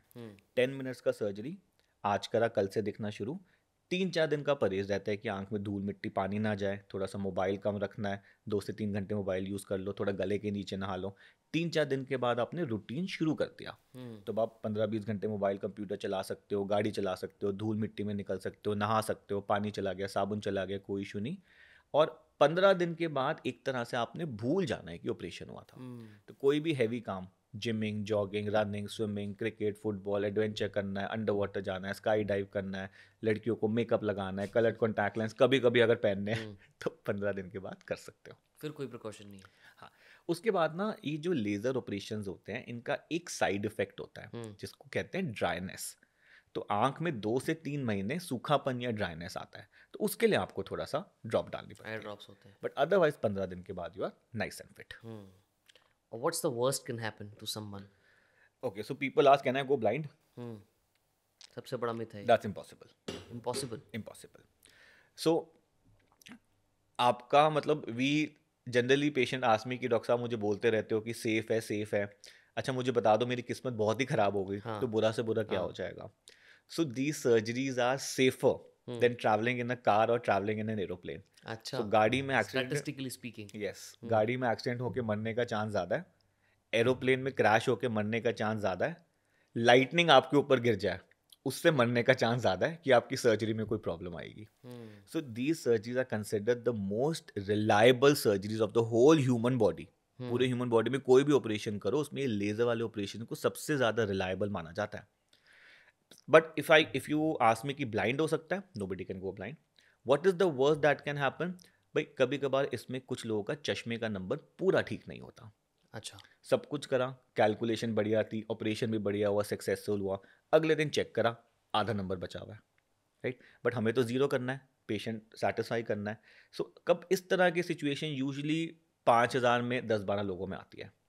तो फिर उन लोगों को हम 1 महीने के लिए वेट कराते हैं, और फिर उनका एक सेकेंडरी प्रोसीजर होता है जिसको हम लोग कहते हैं टच अप या पॉलिशिंग. थोड़ा सा और लेजर डाल के, मान लो आधा पौना बच गया, उसको ठीक कर देते हैं. फिर इन प्रोसीजर्स में वो टॉकिंग की ड्राइनेस का प्रॉब्लम. सो 90% लोगों में तो 2-3 महीने का ड्राइनेस आएगा, बट वी अंडरस्टैंड कि ह्यूमन बॉडी है, वी विल हैव एक्सेप्शंस. सो कुछ लोगों का थोड़ा सा प्रोलॉन्ग ड्राइनेस हो सकता है 4-5-6 महीने चल जाए. फिर कभी कभार इन प्रोसीजर्स में थोड़ा सा नाइट टाइम क्वालिटी में इशू आ सकता है, कंट्रास्ट वगैरह में. But now with the latest technologies वो भी अब एक तरह से खत्म हो गया. तो ये है 2-3 चीज़ें जो पेशेंट को ध्यान रखनी. But when patient comes to the hospital तो उसको सारा डिस्कस होता है, प्रोज कॉन्स, रिपोर्ट्स कैसी आई, किस में क्या प्रॉब्लम बन सकती है, and then we take a call. See understand, end of the day हम ये समझते हैं कि ये जो चश्मा हटाने का ऑपरेशन है, ये कोई बीमारी तो है नहीं. भाई चश्मे के साथ आपका काम बढ़िया चल रहा है ना. हम आपका चश्मा हटा रहे हैं क्योंकि आपको ज़्यादा अच्छा दिखना है, या आपको लाइफ में कंफर्ट कन्वीनियंस चाहिए, रोज़ रोज़ के झंझट से बचाना है. हेलमेट पहनते हुए चश्मा फंसता है तो हेलमेट वो में नहीं फंस चाहिए जाता है, आपको. लाइक सिद्धार्थ जी हैं, उनके टर्बन में फंस जाता है. किसी का चश्मा मोटा है, उसको प्रॉब्लम है. मॉडल्स हैं, या कुछ कॉस्मेटिक आपको इंडस्ट्री स्विमिंग में करते हो, टाइम दिक्कत होती है. स्विमिंग में प्रॉब्लम है. अदरवाइज मार्वल की लाइफस्टाइल 3D मूवीज नहीं देख पाते हैं. एग्जैक्टली. अदरवाइज लाइफस्टाइल प्रॉब्लम भी है ना. भाई अगर किसी की आंख में 4 नंबर का चश्मा है तो वो बिना चश्मे के कुछ कर थोड़ी सकता है. करेक्ट. तो वो क्रिकेट खेलना है, फुटबॉल खेलना है, स्विमिंग करनी है, वो नहीं कर सकता. So but whenever we are doing this procedures, end of the day we understand कि दीज आर फॉर कॉस्मेसिस और कंफर्ट. ये बीमारी नहीं है कि हमें सबका चश्मा हटाना है. सो अनलेस एंड अनटिल आपकी रिपोर्ट्स बिल्कुल परफेक्ट नहीं आती, तब तक हमने आपकी आंख को टच नहीं करना. So there is no 99% in refractive procedures. It has to be 100% perfect for you, or we don't touch your eye. Because छोटे छोटे बच्चे हैं, 20 से 30 साल के बच्चे हैं जो ऑपरेशन करा रहे हैं, आंख में गड़बड़ नहीं हो सकती. तो या तो बिल्कुल परफेक्ट रिजल्ट होगा या मना करता हूँ, क्योंकि इस टाइम पे अगर कोई प्रॉब्लम होगी तो पूरे लाइफ का हैंडीकैप हो गया ना. और ये पूरे लाइफ का हैंडीकैप आपने उस इंसान को दे दिया जो इससे पहले बिल्कुल परफेक्ट था चश्मे के साथ. सो हम भी जब ये काम करते हैं ना, बहुत फूक फूक के करते हैं, बहुत ध्यान से करते हैं कि रिस्क नहीं लेना बिल्कुल भी. कोई मार्जिन ऑफ एरर नहीं है. भाई बीमारी है, बीमारी को ट्रीट करने में रिस्क है. हम लोग ये देखना होता है कि रिस्क ज़्यादा है कि बेनिफिट ज़्यादा है. रिस्क टू बेनिफिट रेशियो देख के बीमारी को ट्रीट करते हैं. इसमें रिस्क बेनिफिट रेशियो नहीं है, इसमें it has to be benefit only. If there is risk, nothing doing. Zero risk, only benefit. Nothing doing if there is risk. बहुत बचपन में ना, बचपन क्या आजकल भी बोल देते हैं लोग, तो हमारे घर वाले बहुत बोलते थे कि यार दादाजी का चश्मा मत पहनो, तुम्हें भी नंबर लग जाएगा. ऐसा होता भी है कुछ? नहीं, ऐसा कुछ नहीं होने वाला. अगर दादाजी कौन सा चश्मा पहन रहे हैं? दादाजी मेनली रीडिंग का चश्मा पहन रहे हैं, क्योंकि 40-45 के बाद उनकी आंख चेंज हो गई, रीडिंग का चश्मा आ गया. तो अगर वो रीडिंग का चश्मा, यूजली उसमें +2 या 2.5 की पावर होती है, अगर आपने 5-10 मिनट पहन भी लिया तो उससे कोई आंखों में नुकसान नहीं होने वाला. तो लंबे समय तक पहन लोगे, नज़र आपकी धुंधली रहेगी, सिर दर्द, आंखों में दर्द होना शुरू हो जाएगा. हाँ, रोज पहनोगे तो प्रॉब्लम होनी शुरू हो जाएंगी. But once in a while आपने उठा के पहन लिया, that is no problem, no harm to the eyes. अभी we all live in Delhi, pollution का बहुत बुरा हाल है. क्या पोल्यूशन से भी हमारी आईसाइट पे इफेक्ट पड़ रहा है? आई साइट पे तो इतना इफेक्ट नहीं है. अच्छा. बट अदर प्रॉब्लम्स आती है. तो यूजुअली आप देखेंगे लोग कंप्लेन करते हैं, स्पेशली जब ये पिराली टाइम जलता है या दिवाली के टाइम, दशहरे के time. So we get lot of patients जो कहते हैं कि आंखों में पूरे टाइम जलन लगती रहती है, आंखें लाल रहती हैं, या आंख से पानी निकलता है, खुजली होती है. तो ये एलर्जिक प्रॉब्लम्स हैं. तो पोल्यूशन में क्या होता है, ये जो माइक्रो पार्टिकल्स होते हैं, ये आपकी आंख के जब कॉन्टैक्ट में आते हैं तो हमारी आंख में एलर्जिक रिस्पॉन्स तो क्रिएट करते ही हैं, साथ साथ जो हमारी आंखों की टीयर फिल्म होती है उसको भी डिस्टर्ब करते हैं. तो पोल्यूशन, एक्सेस एक्सपोजर से एलर्जिक प्रॉब्लम्स और ड्राइनेस वाली प्रॉब्लम्स ये बहुत कॉमनली मिलती है. तो थोड़ा सा पेशेंट को एंटी एलर्जिक ट्रीटमेंट दे दो, थोड़ा लुब्रिकेटिंग ट्रीटमेंट दे दो, पेशेंट कंफर्टेबल हो जाएगा. बट अगर आप रोज निकलते रहोगे पोल्यूशन में, फिर तो क्रॉनिक हो जाएगी प्रॉब्लम, फिर नहीं ठीक होने वाली दवाई से. सो अगर आपका एक्सपोजर इतना ज़्यादा है तो आपको थोड़ा प्रिवेंटिव, तो डेली काम पे जा रहे हैं, वो क्या करें? हाँ, पर आप, लेकिन आपको ऐसे नहीं करना है कि भाई आप पूरे दिन पोल्यूशन में घूम रहे हो, रात को दवाई डाल दी ठीक हो जाते हो. आपको प्रिवेंशन करनी है. Like you wear those protective goggles, cover करके रखो। अगर आपको लग रहा है ज़्यादा पोल्यूशन से आपकी आंखों में सेंसिटिविटी हो जाती है तो आप कुछ प्रिवेंटिव मेजर्स लो ना। भाई अक्सर हम लोग देखते हैं पेशेंट क्या करते हैं, भाई सुबह पूरे दिन पोल्यूशन में घूम रहे हैं, आंख में लाल खुजली जलन वलन हो रही, रात को दवाई डालते हैं, आराम आ जाता है। बट वो तो सिम्टोमेटिक आराम आ गया ना आपको, रोज रोज चलता रहेगा तो बीमारी क्रॉनिक हो जाएगी। तो ये किस टाइप के चश्मे होते हैं? Sun glasses normal? भाई आपने वो कोविड वाले देखे हैं चश्मे, हाँ वो थोड़ा सा हाँ हाँ हाँ हाँ। पूरा यहाँ से यहाँ कवर करेक्ट करते हैं, करेक्ट। उस टाइप के चश्मे अगर आप पहनो हाँ। तो आपको प्रोटेक्शन रहेगा डस्ट हाँ। पोल्यूशन से। बाइक चला रहे हो, वाइजर आगे कर दो, प्रोटेक्शन रहेगा। तो ये 2-3 चीज़ें थोड़ा सा मतलब आपको भी मेहनत करनी है, बस ये नहीं कि एलर्जी हो रही है और दवाई पे दवाई डाले जा रहे हैं। But when you select a sunglass, is there any specific thing to look at कि मुझे ये सनग्लास लेना चाहिए?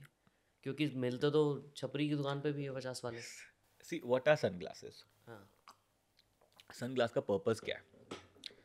एक तो पर्पस है कि सनग्लास 90% विजिबल लाइट को रोक देता है। So you are in a bright environment, आपने चश्मा पहना, सनग्लासेस पहना, 90% लाइट रुक गई एंड यू आर कंफर्टेबल। तो वो तो आप कोई भी पहन लो, छपड़ी वाला भी पहन लो, वो भी रोक रहा है, आप ब्रांडेड पहनोगे वो भी रोक रहा है। लेकिन उसके साथ ना there are certain coatings that you can take on these sunglasses. और एक बहुत इंपॉर्टेंट कोटिंग है which is UVA and UVB blockage. तो यूवी लाइट जो होती है ना, 3 तरह की होती है, A, B and C। C तो पहुंचती नहीं है, A एंड B पहुंच जाती है।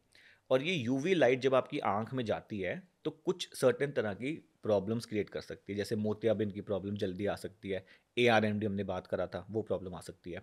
सो अगर आप ये कोटिंग ले लो UVA UVB वाली, so your eyes are even more protected. अच्छा, कुछ लोग आप देखोगे कि वो सन में एक्सपोजर होता है तो उनकी आंखों के नीचे काले घेरे आ जाते हैं, डार्क सर्कल्स आ जाते हैं, तो उनको भी हम ये रिकमेंड करते हैं कि आप प्रोटेक्शन वाला पहनो, तो ये आपका थोड़ा सा पिगमेंटेशन कम होगी। अच्छा। अच्छा, फिर इसके ऊपर और आप जाओ तो पोलरॉइड ग्लासेस भी कुछ आते हैं। पोलरॉइड ग्लासेस बेसिकली आपको ग्लेयर से हेल्प करते हैं। तो मान लो आप स्नो पे जा रहे हो, मनाली शिमला जा रहे हो, स्नो साइड जा रहे हो, या आप रिवर साइड जा रहे हो, पॉन्ड में जा रहे हो, फिशिंग का मन था या कुछ बोटिंग वोटिंग करने जा रहे हो, तो यहाँ पे जो स्नो में लाइट आती है उसकी ग्लेयर आती है, या जो लेक में लाइट आती है उसकी ग्लेयर आती है। तो वो अगर आप पोलरॉइड वाला पहन लो तो थोड़ा सा कंफर्टेबल आपका और हो जाता है। अच्छा, फिर यही सारी कोटिंग्स आपके चश्मों में भी है, जो हम ग्लासेस पहनते हैं, नंबर वाले ग्लासेस। तो नंबर वाले ग्लासेस में भी आप UVA UVB कोटिंग ले सकते हो।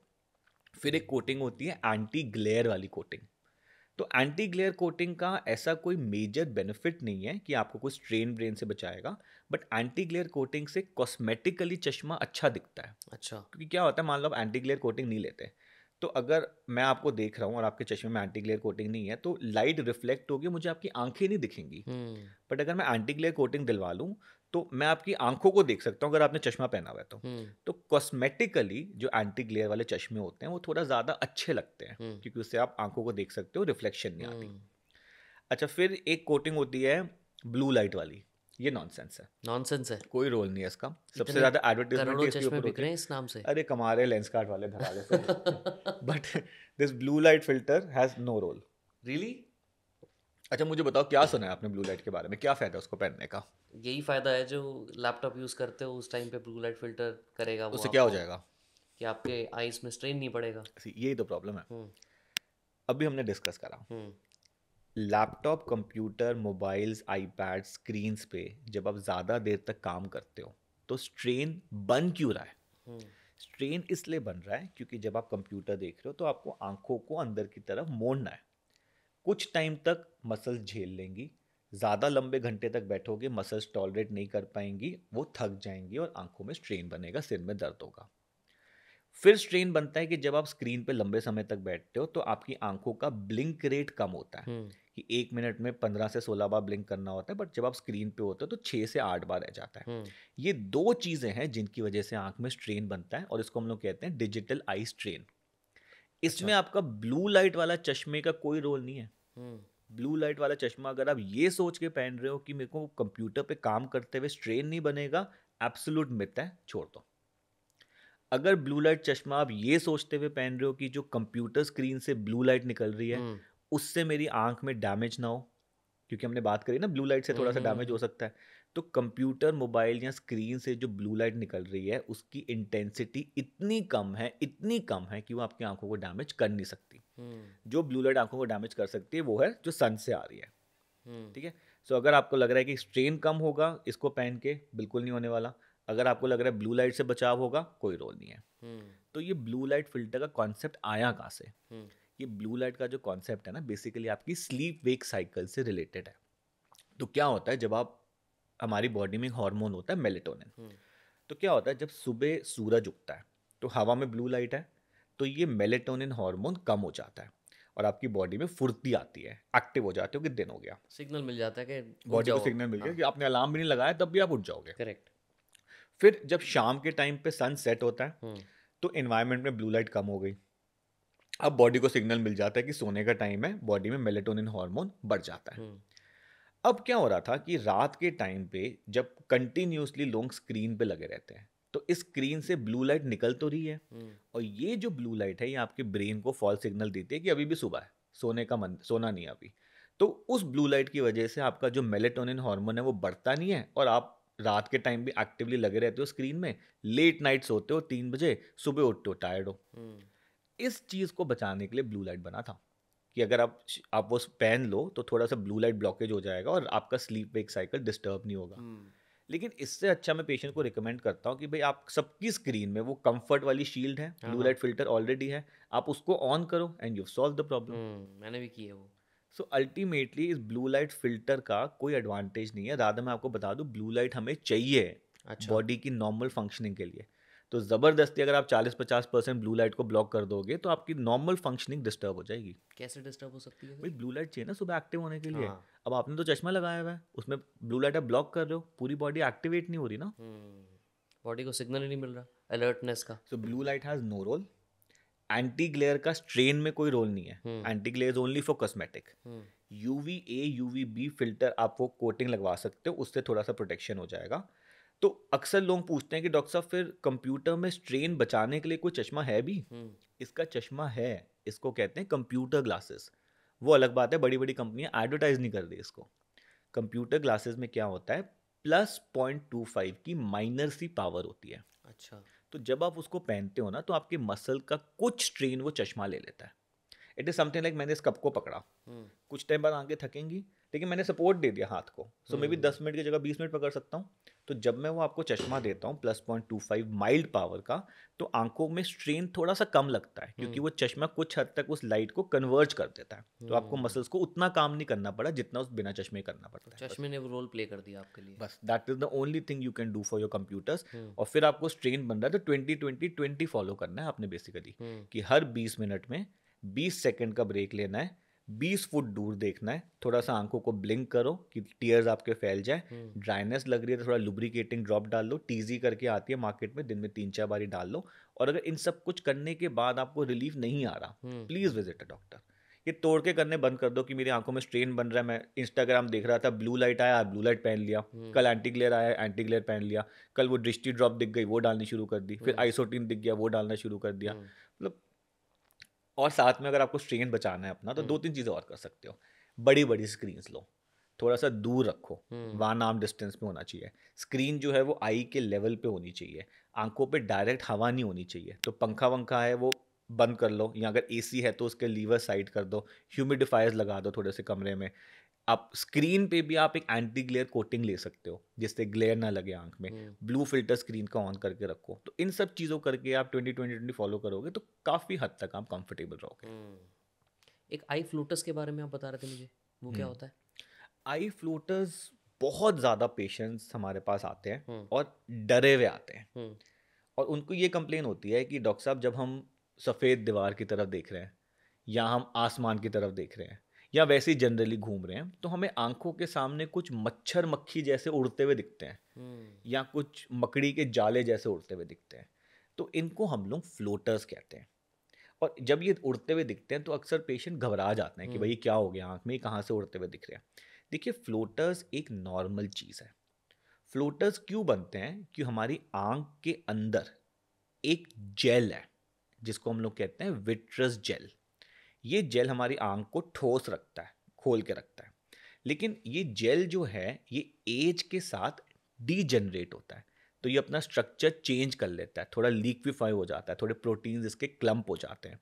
तो इस पे जब लाइट आती है और इसकी परछाई जब पर्दे पे पड़ती है तो आपको कभी कभार काले या ट्रांसलूसेंट या ट्रांसपेरेंट सी चीज़ें थोड़ा सा फील्ड में उड़ती हुई दिखती हैं। तो ये नॉर्मल चीज़ है। बहुत ज़्यादा बॉदर कर रही है तो हम इसको ऑपरेशन करके ठीक कर सकते हैं, बट 99% टाइम पेशेंट को बोलते हैं कि इनको इग्नोर करो, कुछ टाइम बाद कुछ सेटल हो जाएंगे, हो सकता है कुछ नए भी बन जाए, लेकिन ये हार्मफुल नहीं है, बिनाइन है। मतलब कोई नुकसान नहीं है उसका। लेकिन इसका मतलब ये नहीं है कि सारे फ्लोटर्स बिनाइन है। कुछ बीमारियां हैं जिससे फ्लोटर्स आ सकते हैं। जैसे मान लो एकदम से आपकी आंख में बहुत सारे फ्लोटर आ गए, आज नॉर्मल थे, हल्के बहुत थे, कल सुबह उठे भरे हुए हैं, इसका मतलब आंख में प्रॉब्लम हो गई है। हो सकता है पर्दा उखड़ गया आपका। या मान लो डायबिटिक रेटिनोपैथी की प्रॉब्लम है, उसमें खून आता है, मान लो वो खून आपके जेल में आ गया तो आपको काला सा उड़ता हुआ दिखेगा। या रेटिना ये वैस्कुलाइटिस की प्रॉब्लम है, हमारे पर्दे में कुछ ब्लड वेसल्स होती है, उसमें सूजन आ जाए तो वो सेल्स आ जाते हैं आपके विट्रस में, वो आपको उड़ता हुआ दिखता है। चोट लग गई, कुछ ब्लीडिंग हो गई, वो उड़ता हुआ दिखता है। तो ऐसा नहीं है कि फ्लोटर्स हमेशा बिनाइन है, कुछ फ्लोटर्स डेंजरस भी हैं। तो फ्लोटर्स आंख में आ रहे हैं तो आपको अपने डॉक्टर से एक बार पर्दे को चेक कराना है, वो चेक करके बताएगा कि इनको इग्नोर करो या इनका कुछ ट्रीटमेंट करना है। बट आपको लगता है कि ब्लाइंडनेस को क्योर किया जा सकता है? वेल डिपेंड करता है ब्लाइंडनेस किस वजह से है। कुछ ब्लाइंडनेस रिवर्सिबल है, कुछ इरिवर्सिबल है। जैसे मोतियाबिंद की बात करी, कैटरैक्ट के बारे में, मोतियाबिंद लेंस सफ़ेद हो गया, पेशेंट ब्लाइंड हो गया, लेकिन मैं जैसे ही ऑपरेशन करूंगा पेशेंट की 100% रिकवरी है। लेकिन वही काले मोतिया की बात करें, ग्लूकोमा की, वहाँ पेशेंट एक बार ब्लाइंड हो गया, उसको रिकवर नहीं कर सकते। सो ब्लाइंडनेस के तो हज़ारों कारण है, वो देखना पड़ता है किस कारण की वजह से ब्लाइंडनेस है। सी हमारे आंख का सिस्टम है कैमरे की तरह, इस सिस्टम में कहीं भी प्रॉब्लम आएगी तो विजन खराब हो जाएगी। तो मान लो आपके कॉर्निया में कोई प्रॉब्लम हो गई, अल्सर हो गया या कुछ ओपेसिटी हो गई, लेंस में कोई प्रॉब्लम हो गई, जेल में कुछ प्रॉब्लम हो गई, पर्दे में कुछ प्रॉब्लम हो गई, पीछे से आंख की एक नस निकलती है ऑप्टिक नर्व, उसमें कोई प्रॉब्लम हो गई, देखते हम लोग ब्रेन से हैं, विजुअल कॉर्टेक्स में कोई प्रॉब्लम हो गई तो अंधापन आ जाएगा। जैसे आपने सुना वो एलॉन मस्क का न्यूरल लिंक आया, मैं उसी पे बात करने वाला था तो आपसे। ये जो न्यूरल लिंक आया, ये कौन सी ब्लाइंडनेस ठीक करता है? विजुअल कॉर्टेक्स वाली। आंखें नॉर्मल हैं, आंख सिग्नल ब्रेन तक भेज रही है, ब्रेन नहीं परसीव कर रहा, उसको न्यूरल लिंक से हम ठीक कर सकते हैं। उससे पहले नहीं हो सकता था ना, लेकिन और उससे पहले आपने सुना होगा बायोनिक आईज, हाँ। कि हम आंख के पर्दे में चिप लगा देते हैं। तो मान लो पर्दे में रेटिनाइटिस पिगमेंटोसा प्रॉब्लम है, ARMD की प्रॉब्लम है, लाइट पर्दे तक जा रही है, पर्दा आगे नहीं भेज रहा, तो पर्दे में चिप लगा देते हैं हम। तो ये तरह कुछ कुछ नए नए तरह के जैसे ट्रीटमेंट। मेरे केस में ऑप्टिक नर्व की प्रॉब्लम है। नहीं, आपका जो हुआ है चोट की वजह से हाँ। आंख हमारी बैठ गई है, हाँ। तो अब इसको रिकवर नहीं करा जा सकता, बिकॉज अब तो पूरा स्ट्रक्चर काम नहीं कर रहा ना, तो अब तो इसमें आर्टिफिशियल आई सो लगेगा। There is no reverse to this. In your problem it can not be done. अच्छा। लेकिन मान लो आपकी कुछ ऐसी प्रॉब्लम होती है, आंख बिल्कुल नॉर्मली काम कर रही है, नर्व नहीं काम कर रही, तो हम कुछ कर सकते हैं। अच्छा, तो ऑप्टिक नर्व की सर्जरी होती है लेकिन? नहीं नहीं, ऐसा नहीं है कि ऑप्टिक, जैसे ग्लूकोमेटस ऑप्टिक एट्रोफी है, हाँ। इनमें हम रिकवर नहीं कर सकते। अच्छा। कुछ कंडीशंस में हम लोग इन बायोनिक आई से करके थोड़ा सा पेशेंट को बेनिफिट दे सकते हैं। अच्छा, जब हम ये बायोनिक आईज वगैरह भी करते हैं ना, या न्यूरा लिंक भी करते हैं, बायोनिक आईज होती क्या है? बायोनिक आई बेसिकली क्या है कि आपका पर्दा आगे सिग्नल सपोज नहीं भेज रहा, तो हमने पर्दे में एक चिप लगा दी है और हमने बाहर एक कैमरा लगाया हुआ है, तो उस कैमरे से सिग्नल चिप पे जा रहा है और इससे आपको ब्रेन में भेजा जा रहा है। ठीक है, लेकिन बायोनिक आईज में पेशेंट्स को ऐसा लगता है कि भाई हम एक नॉर्मल इंसान जैसे दोबारा हो जाएंगे, लेकिन ऐसा नहीं होने वाला। बायोनिक आई में जब लगा के पिक्चर जो बनती है ना, वो बहुत सिंपल सी pixel pixel pixel pixel picture बनती है, तो थोड़ा बहुत पेशेंट इंडिपेंडेंट हो जाएगा, लेकिन ऐसा नहीं कि बिल्कुल नॉर्मल इंसान की तरह सब कुछ कर सकता है। Same with Neuralink. अच्छा, न्यूरालिंक वगैरह तो अभी चलो रिसर्च में है, जब फाइनल आउटकम आएगा तो पता चलेगा। बायोनिक आईज में कुछ आ गया है, कुछ रिसर्च में है, बट अभी भी हमारे पास कुछ बहुत बढ़िया सोल्यूशन नहीं है इन प्रॉब्लम्स का। मतलब है solutions, but it is not a very satisfactory solution कि पेशेंट इतनी महंगी ट्रीटमेंट ले, इतनी कॉम्प्लेक्स ट्रीटमेंट ले, लेकिन एडवांटेज जो है बहुत मिनिमल सा है। But somebody who is blind, अगर उसको थोड़ा सा भी एडवांटेज मिल जाता है तो ही इज हैप्पी। उसको कुछ भी दिखने लगे उसकी तो होप बढ़ जाएगी ना। Absolutely. So it's all perception and how much you want. एक लोगों का मिथ है, या उस पर आपका ओपिनियन मुझे चाहिए, कि लोग बोलते हैं कि मास्टरबेशन से भी आई साइट वीक होती है। कुछ नहीं होने वाला, जितना मर्जी मास्टरबेट करो, शायद आंखों में प्रॉब्लम नहीं होने वाली, बाकी यूरोलॉजिस्ट विल टेल यू। अभी पता नहीं मेट आ कहाँ से गई है। Nothing is going to happen, your eyes are safe as far as masturbation is so there is no such thing as no fap November, nothing, no nut November, nothing, nothing. कुछ practice करने की जरूरत नहीं है। Masturbation से आई में कुछ नहीं होने वाला, जिंदगी जियो, मजे करो, मजे करो। बाकी यूरोलॉजिस्ट से पूछ लेना, और मास्टरबेट मत कर लेना, उसकी प्रॉब्लम्स हैं। हाँ, नहीं मैंने यूरोलॉजिस्ट से पूछा था अभी, वो भी उनसे भी कहता सेम कोई, क्वेश्चन पूछा था। क्या उन्होंने कहता है? बोला कोई चक्कर नहीं है, जो जितना मर्जी करो। कहा अगर आपकी बॉडी अलाउ कर रही है तो करो, क्या प्रॉब्लम है? ठीक है, it's a natural function of your body, you should do that. या तो कोई लोड नहीं है। दूसरा मुझे पूछना है कि कुछ 3-4 मिथ और पूछूंगा आपसे, ठीक है, उस पर बताओ अपना ओपिनियन। हालांकि मुझे पता है कि इस पूरी डिस्कशन में ऑलमोस्ट आपने उसके आंसर दे दिए हैं, बट फिर भी पूछूंगा क्योंकि लोगों के क्वेश्चन है ये। कुछ लोग बोलते हैं कि काउ यूरिन यूज़ करेंगे अगर हम कुछ नहीं होने वाला, तो भूल जाओ। आईसाइट ठीक हो जाती है। ना, कोई कोई रोल नहीं है काऊ यूरिन का आंख में। हाँ, बट लोग लेके आते हैं ऐसे केसेस आपके पास कि हमने लोग ना डाला आंखों में कुछ। कुछ भी डाल देते हैं, मुझे समझ नहीं आता सबसे वियर्ड केस क्या कहाँ से देखा है सुन के आपने? क्या डाल। एक एक इंसान ने तो आंख में चूना डाल दिया था, चूना? आंख जला के आ गया था मेरे पास। ये क्या हुआ, ये उस टाइम की बात है जब ये आई फ्लू बहुत ज़्यादा फैल रहा था। हम्म आई फ्लू एक वायरल कंजक्टिवाइटिस की प्रॉब्लम होती है, आंख बहुत ज़्यादा लाल हो जाती है। हम्म तो उस टाइम पे ना ये एक रील बहुत वायरल हो रही थी कि लोग चूना डाल दो तो ये आई फ्लू ठीक हो जाएगा। हम्म कुछ लोगों ने उसको एक्चुअली फॉलो कर लिया, चूना डाल दिया और आंखों को जला लिया। अब मेरे पास वापस आए, आई फ्लू तो मैं ठीक कर देता दवाई से, लेकिन ये चूना डाल के जो आपने काली पुतली को अपना डैमेज कर लिया है, अब उसको ठीक करने में दुनिया भर की सिरदर्दी है। हम्म तो अननेसेसरली उस पेशेंट की जो एक सिंपल ट्रीटमेंट से ठीक हो सकता था, इन तोड़केबाजी की वजह से पूरी लाइफ उसने अपनी डैमेज कर ली। हम्म। और क्या करते हैं लोग ऐसे वियर्ड? बाकी ये तो बहुत रूटीन में दिख जाता है, दूध डाल देते हैं, दूध? दूध डाल देते हैं, घी डाल देते क्या हैं। सोच के दूध डालते पता नहीं होंगे? क्या सोच के डालते हैं, कोई कहता है लुब्रिकेशन हो जाती है, आंखें साफ हो जाएंगी। कुछ लोग दूध से नहाते भी हैं, पता नहीं, मैंने सुना है कुछ लोग मुंह साफ करते हैं दूध से, पता हाँ। नहीं क्यों, क्या रोल है उसका। दूध डाल देते हैं, घी डाल देते हैं, हम्म। शहद डाल देते हैं विद द सेम थॉट कि कि पता लुब्रिकेशन नहीं हो जाएगी। आंखें की रोशनी बेटर हो जाएगी या आंखें हेल्दी हो जाएंगी। ये दादी माँ के नुस्खे चलते हुए आ रहे हम्म हैं। ठीक है, शहद डाल देते हैं, गुलाब जल डाल देते हैं। ये सूरमा बहुत लगाते रहते हैं बच्चों को, ये हम्म। बहुत बड़ी प्रॉब्लम है, सारे बच्चों की आंखें खराब कर देते हैं, पता नहीं क्यों। Surma is not good for eyesight? सूरमा को क्या पर्पस है बच्चों की आंख में लगाने का, क्यों लगाते हैं सूरमा, मेरे को तो आज तक समझ नहीं आया। You have an answer to that? I don't have मैं एन तो आंसर। पेशेंट से पूछता हूँ कि आप अपने बच्चों की आंख में सूरमा लगाते क्यों हो। हाँ तो कुछ लोग बोलते हैं कि भाई इसकी आंखें बड़ी हो जाएंगी, हाँ। कुछ लोग कहते हैं कि इसकी नज़र बढ़ जाएगी, कुछ लोग कहते हैं आंखें सुंदर लगती है, कुछ लोग कुछ कहते लोग हैं कहते हैं उसमें नज़र से केमिकल बचाती अच्छा है। है जो प्रिवेंट करता है। भैया सूरमा जो है आंखों के लिए खतरनाक है, स्पेशली बच्चों के लिए। सूरमा जो लगा रहे हो ना आप, ये काजल सी जो लगाते हो, इसमें लेड है। हम्म लेड एक टॉक्सिक सब्सटेंस है, स्पेशली बच्चों के लिए। हम्म जब ये लेड आपकी बॉडी में अब्जॉर्ब होगा तो मेंटल रिटार्डेशन भी करेगा, फिजिकल रिटार्डेशन भी करेगा। दूसरी क्या प्रॉब्लम है, एक ही स्टिक से हर बच्चे को सूरमा लगाते हैं, हम्म शेयरिंग होती है स्टिक्स की। एक बच्चे की आंख में इन्फेक्शन, सारे बच्चों की आंख में इन्फेक्शन हो जाती है।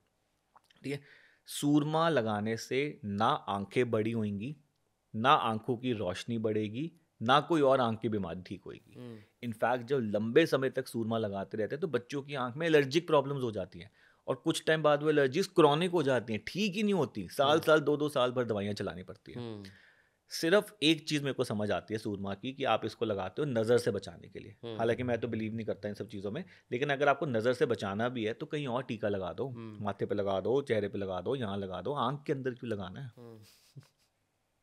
सो किसी की प्रॉब्लम हुई क्या आई साइड में सूरमे की वजह रोज़ से? ही देखते हैं हम, अच्छा। सूरमा लगाते बच्चों की आंख लाल हो गई, पानी पानी पानी हो जा रहा है, लाली हो जा रही है, उनको दवाई दे तो ठीक हो गए। मतलब ब्लाइंडनेस तक भी गया है कोई केस ऐसा? नहीं, ब्लाइंडनेस नहीं हो सकती सूरमा से, एलर्जीज हो जाती है। बट अच्छा। एलर्जीज तो इस तरह की प्रॉब्लम है ना, ना जीने देती है ना मरने देती है। भाई पूरे दिन आप सोचो आंख में खुजली हो जा रही है, कितना खुजलाल हो आप गया, सारा दिन यही करते रहोगे? लाल हो जाती है, पानी निकलने रहते हैं, क्यों ऐसी प्रॉब्लम फंसना है आपने। हम्म हमारी आंख में ना कुछ ग्लैंड्स हैं जो ऑयल बनाते हैं। ये ऑयल आपके आंखों की टीयर फिल्म के ऊपर एक परत बनाता है, जिससे आंसू जो है हवा में सूखते नहीं है। तो हमारी जो आंसू है ना वो भी 3 लेयर के बने हैं, एक ऑयल की लेयर है, लिपिड लेयर, फिर एक पानी की लेयर है, एक्वस लेयर, फिर एक म्यूकस की लेयर है।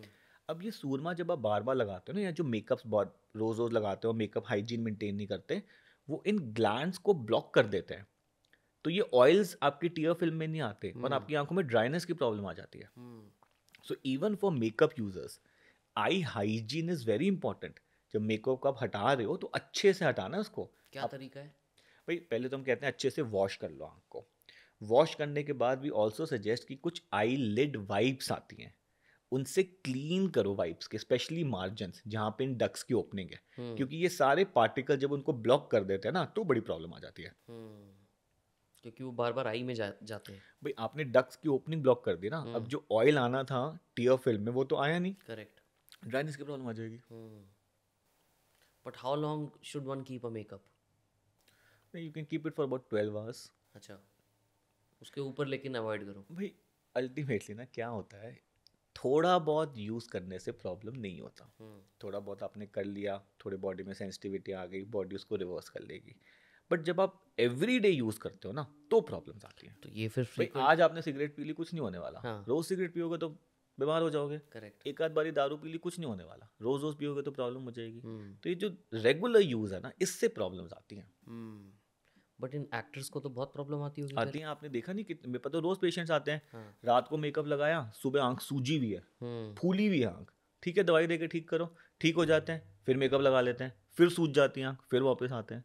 बट क्या करें, प्रोफेशन की डिमांड तो करना पड़ता है। So many times you recommend them कि भैया ये मेकअप आपको सूट नहीं कर रहा, दूसरा मेकअप यूज़ करो। So many times you recommend them कि भाई आपको आई हाइजीन कैसे मेंटेन करनी है, कुछ ड्रॉप्स आप डालो, लुब्रिकेटिंग ड्रॉप्स, मेकअप को हटाने का तरीका है, तो सब चीज़ें उनको बताते हैं सो दैट हेल्प हो जाए। तो जो लोग मेकअप करते हैं, ऐसे कोई ड्रॉप्स भी हैं जो घर पे ही वो यूज़ कर सकते हैं? लुब्रिकेटिंग ड्रॉप्स आप थोड़ी बहुत यूज़ कर सकते हो, Which उनका are? कोई साइड इफेक्ट नहीं होता, लॉन्ग टर्म भी यूज़ कर सकते हो।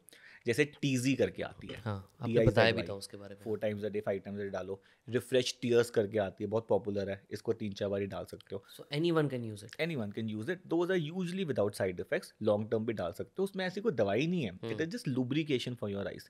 जैसे सर्दियों में आप चैपस्टिक लगाते हो लिप्स पे, मॉइस्चराइजर लगाते हो, ऐसे आंखों के लिए मॉइस्चराइजर है, तो उसको थोड़ा बहुत यूज़ कर सकते हो आप। लेकिन इसके अलावा जो ड्रग्स है ना, जो दवाइयाँ हैं एक्चुअली, वो आपने एक प्रोफेशनल ओपिनियन के मतलब अंडर यूज़ करना है।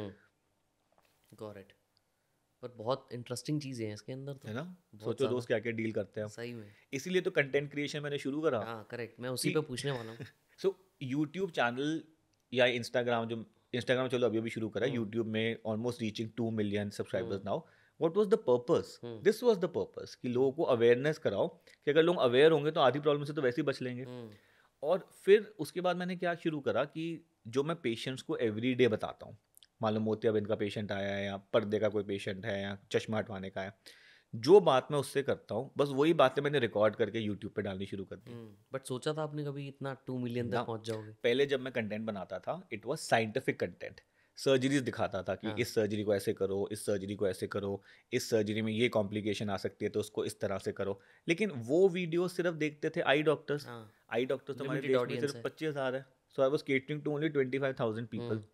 But then when I started making these general videos कि अगर मतलब बीमारी से अवेयरनेस वाली वीडियो कि आपको काले मोतिया के बारे में सब इतना कुछ पता होना चाहिए, मोतिया मतलब एक नॉर्मल इंसान को उसकी बॉडी के बारे में क्या क्या पता होना चाहिए कि वो बीमारियों से बच सके, वो वाली वीडियो जो मैंने बनानी शुरू करी ना, that really picked up.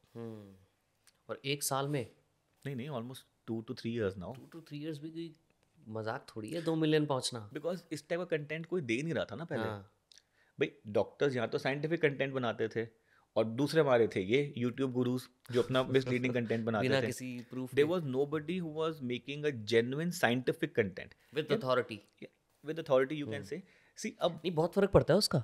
C understand कि जो हम लोग बातें करते हैं ना, जो हम लोग पेशेंट्स को ट्रीटमेंट्स देते हैं, they are evidence based medicine. Correct. Research हुआ, क्लिनिकल ट्रायल हुआ, उसमें क्या रिजल्ट निकला उसके हिसाब से ट्रीटमेंट बनता है और ये ट्रीटमेंट चेंज होते जाता है जैसे जैसे हम रिसर्च ज़्यादा करते जा रहे हैं, ह्यूमन बॉडी के बारे में ज़्यादा नॉलेज होती जा रही है। So these are all evidence based medicine which are scientifically backed. इस टाइप का कंटेंट तो पहले था ही नहीं। अभी तक तो ये कंटेंट था कि लाल हो रहा है तो वो डाल दो, यूरिन डाल लो, गाजर खा डाल लो। लो, काजल लगा लो, हाँ। शहद डाल लो, ये तो कंटेंट बन रहे थे। बट मुझे लगता है कि एक और ऑब्वियसली रीज़न ऑफ फिर fast growth is the authority. अगर इलॉन मस्क कुछ बात बोलता है ना, तो लोगों को पता है कि यार इलॉन मस्क ने इतना कुछ अचीव कर लिया है। अब वो कोई भी लाइन बोलेगा तो वो कोट बन जाता है। मे बी सो आप, बिकॉज आपका इट इतना comes with a lot experience of है, credibility. You come with a lot of credibility. आप रोज़ इतने सारे पेशेंट्स को डील करते हो, रोज़ ऑपरेशंस करते हो, सर्जरीज करते हो, ओपीडी, आपको तो हज़ारों केसेस दिखते हैं रोज़ के। So you come with an authority. तो everyone will believe in what you say because you have scientific proof, you have your education, your degree to back it up. And now the good thing what is happening is कि more allopathic doctors, modern medicine वाले जो हैं, जो evidence based practice करते हैं, more doctors are now coming forward in these podcast and everything, और awareness बहुत ज़्यादा बढ़ रहा है। Correct. Not just for eyes, even other parts of the body. So कितनी बार तो मैं ऐसे पेशेंट्स को देखता हूँ जो मेरे पास आते हैं, वो कहते हैं डॉक्टर साहब हमें पता ही नहीं था कि इस बीमारी का इलाज भी है, वो तो बाई चांस हमने आपका वीडियो देख लिया और अब हमें पता लगा कि अच्छा इतने सालों से हम जी रहे थे, इसका तो इलाज हो सकता है। So this is what is changing. But आपको खुद को मज़ा आता है कंटेंट बना के? और क्या, मज़ा क्यों नहीं आता। हाँ। वो इट क्या कम्स विद सबसे अच्छी चीज लगती है कंटेंट की? It comes with so much of passion. You Okay. See ultimately ना क्या होता है कि more than awareness, it also gives you a certain recognition in society. So when your patients जब आपके ओपीडी में आते हैं वो कहते हैं डॉक्टर साहब हमने आपकी ये वीडियो देखी थी और हमने ये समझा था आपसे, हम यहाँ से आए हैं ये वीडियो देख के, तो it gives you lot of happiness कि चलो किसी की लाइफ में तो डिफरेंस आ रहा है. At least my videos are being consumed by people who are taking advantage of it. But एक प्रॉब्लम रहती है लोगों की डॉक्टर से. अभी एक रील बहुत वायरल हुई है, कल परसों ही देख रहा था मैं. उसमें एक बंदे ने कम से कम 10-12 लड़कियों से पूछा और वो कह रही है कि डॉक्टर से शादी नहीं करना. कि आप कौन सा प्रोफेशन ऐसा है जिसको आप अवॉइड करोगे शादी करना. यार तो देखो, सबने बोला डॉक्टर से नहीं करेंगे हम. नहीं, I think doctors are the best people to get married to, because उनके पास पैसा बहुत होता है. आप बोलोगे पैसा तो होता है पैसा तो बहुत भाई. होता है. अल्टीमेटली एक डॉक्टर कोई हाँ. MBBS फिर MS फिर सुपर स्पेशलिटी करके निकलेगा करेक्ट. तो अपने 30s में he is almost earning 15 lakhs to 20 lakhs in a Easily, month. easily. And if somebody is doing well, he's almost earning crore or even more than that Right. in a month. Some doctors are also earning 1 crore in a day. In a day. Yes. ऐसा क्या करते हैं? यार बड़े बड़े doctors हैं, 30-40 लाख की surgeries होती हैं. There is no end to it. What kind of surgeries are these? Okay, let us take example of a doctor who's running Max Hospital जैसे. अब कितने हॉस्पिटल्स हैं all over India? So that person is earning more than a crore in a day. And even if a surgeon who's doing about 10-15 surgeries a day, और मान लो high ticket size है surgery का, 1 लाख 1.5 लाख की surgery है, जैसे मैं एक दिन में मान लो 50 ऑपरेशन कर रहा हूँ, यूजली 1 ऑपरेशन इज कॉस्टिंग 1,30,000 या 1 लाख का टिकट साइज है, तो 50 लाख तो मैं एक दिन में कमा रहा हूँ एक तरह से. बट वी अंडरस्टैंड कि हॉस्पिटल चल रहे हैं, स्टाफ है, इलेक्ट्रिसिटी का खर्चा है, 100 खर्चे भी हैं, तो पैसा निकलते भी रहता है. But coming back to your question, ठीक है, the only problem with a doctor is कि थोड़ा सा वर्क लाइफ बैलेंस डिस्टर्ब्ड होता है. Because you see human body है, ह्यूमन बॉडी में कभी भी इमरजेंसी आ सकती है. अब वो पेशेंट की हार्ट अटैक सुबह भी आ सकता है, रात को भी आ सकता है, 3 बजे भी आ सकता है. तब 3 बजे कोई पेशेंट इमरजेंसी में आएगा, so as a doctor you have to attend. तो उस टाइम पे थोड़ा सा वर्क लाइफ बैलेंस आपका स्लाइटली डिस्टर्ब रहता है. So if your partner is ready to adjust with that, I don't think there is a better profession you can get married to. पैसे की कभी कोई नहीं होगी, पैसों की कमी भी नहीं है, plus doctors are also educated ना, Yeah, they true. Educated to certain level. Correct. So with education so many positive things come to you. Exposure comes. Exposure मिलता है, एजुकेशन से एक पर्सनालिटी बनती है, अब दुनिया का एक परसेप्शन बनता है. तो you are living with somebody who is earning well and who is also educated. So ये तो बेस्ट ऑफ बोथ वर्ल्ड्स हो गया ना. बट थोड़ा सा कॉम्प्रोमाइज करना है वर्क लाइफ बैलेंस के साथ. अभी आप तो मैरिड हो नहीं, अभी मैं लोग सोच रहा हूँ comment- डॉक्टर के साथ ही शादी कर लूँ. वो समझ तो पाएगी क्या तो चल जो रहा है. डॉक्टर्स अगर कमेंट करके वो आपने मुन्ना भाई MBBS नहीं देखी हाँ करेक्ट. कि मैं डॉक्टर से कर लेता हूँ तो कुछ समझ तो आएगा कि क्या चल रहा है, दूसरे को तो समझ ही नहीं आता. But you plan to get married? Yeah, if I find the right person. Okay. It's a Only very big doctor- decision. Doctor. Preference is a doctor. But सही है, मुझे तो बहुत मज़ा आया आपसे बात करके. तो anything that you wanted to say before we end this? There is one very important message and I'll request you कि इसको थोड़ा सा वीडियो के स्टार्टिंग में भी डाल देना या कुछ रील बना के इसका कर देना. We are the blind capital of the world and we were discussing about reversible blindness, non-reversible blindness. तो इसमें ना एक बहुत बड़ा कंपोनेंट है कॉर्नियल ब्लाइंडनेस वाले लोगों का, जिनमें जो हमारे आगे का शीशा है आँख का, जिसको काली पुतलियाँ कॉर्निया कहते हैं, वो सफ़ेद पड़ जाता है. और इसको हम ठीक कर सकते हैं और उस पेशेंट को हम दोबारा पूरी नज़र दे सकते हैं अगर उस पेशेंट को दान करी हुई आँख मिल जाए किसी की. बट अपनी कंट्री में ना प्रॉब्लम ये है कि पॉपुलेशन तो बहुत है लेकिन कोई दान नहीं करता, क्योंकि उनको लगता है बड़े सुपरस्टिशंस है, अंधविश्वास है. उनको ये लगता है दान करेंगे तो अगले जन्म में अंधे पैदा हो जाएंगे, आत्मा को शांति नहीं मिलेगी, आधे शरीर के साथ हम क्रियाकर्म कर देंगे. भाई आपकी मृत्यु के बाद या तो हमने आपके शरीर को जला देना है या उसको दफना देना है. तो अगर आप अपने अंगों का या आंखों का दान कर दे और उससे कोई इंसान दोबारा देख सके, तो मेरे को नहीं लगता इससे बड़ा पुण्य काम कोई हो सकता है. तो हम सारे डॉक्टर्स बहुत एफर्ट डालते हैं कि कॉर्निया की डोनेशन या आई डोनेशन के अवेयरनेस के अराउंड, बट फिर भी इसकी अवेयरनेस बहुत ज़्यादा बन नहीं रही. बहुत मेहनत करते रहते हैं. थोड़ा सा इस सब मीडिया के थ्रू मैं मतलब ये लोगों को मैसेज देना चाहता हूँ कि अब अपनी आंखों का दान कर दो ताकि कोई दूसरा इंसान देख सके. जब एक इंसान मेरे पास आता है जो अंधा है, पेशेंट मेरे पास आता है और उसको जब ये पता लग जाता है ना कि वो दोबारा देख सकता है अगर उसको किसी की दान करी हुई आँख मिल जाए, तो उस दिन से उसके पेशेंट की लाइफ में सिर्फ एक ही मोटो रह जाता है जीने का, कि बस मेरे को आँख मिल जाए ताकि मैं दोबारा देख सकूँ। बट इतनी प्रॉब्लम है कि सालों साल वो वेट करते रहते हैं। तो बस ये मिथ ही है जो लोग नहीं करते डोनेशन। सुपरस्टिशन है, डर है, घबराते हैं कि भाई डोनेट कर देंगे तो पता नहीं कौन सी शांति नहीं मिलेगी।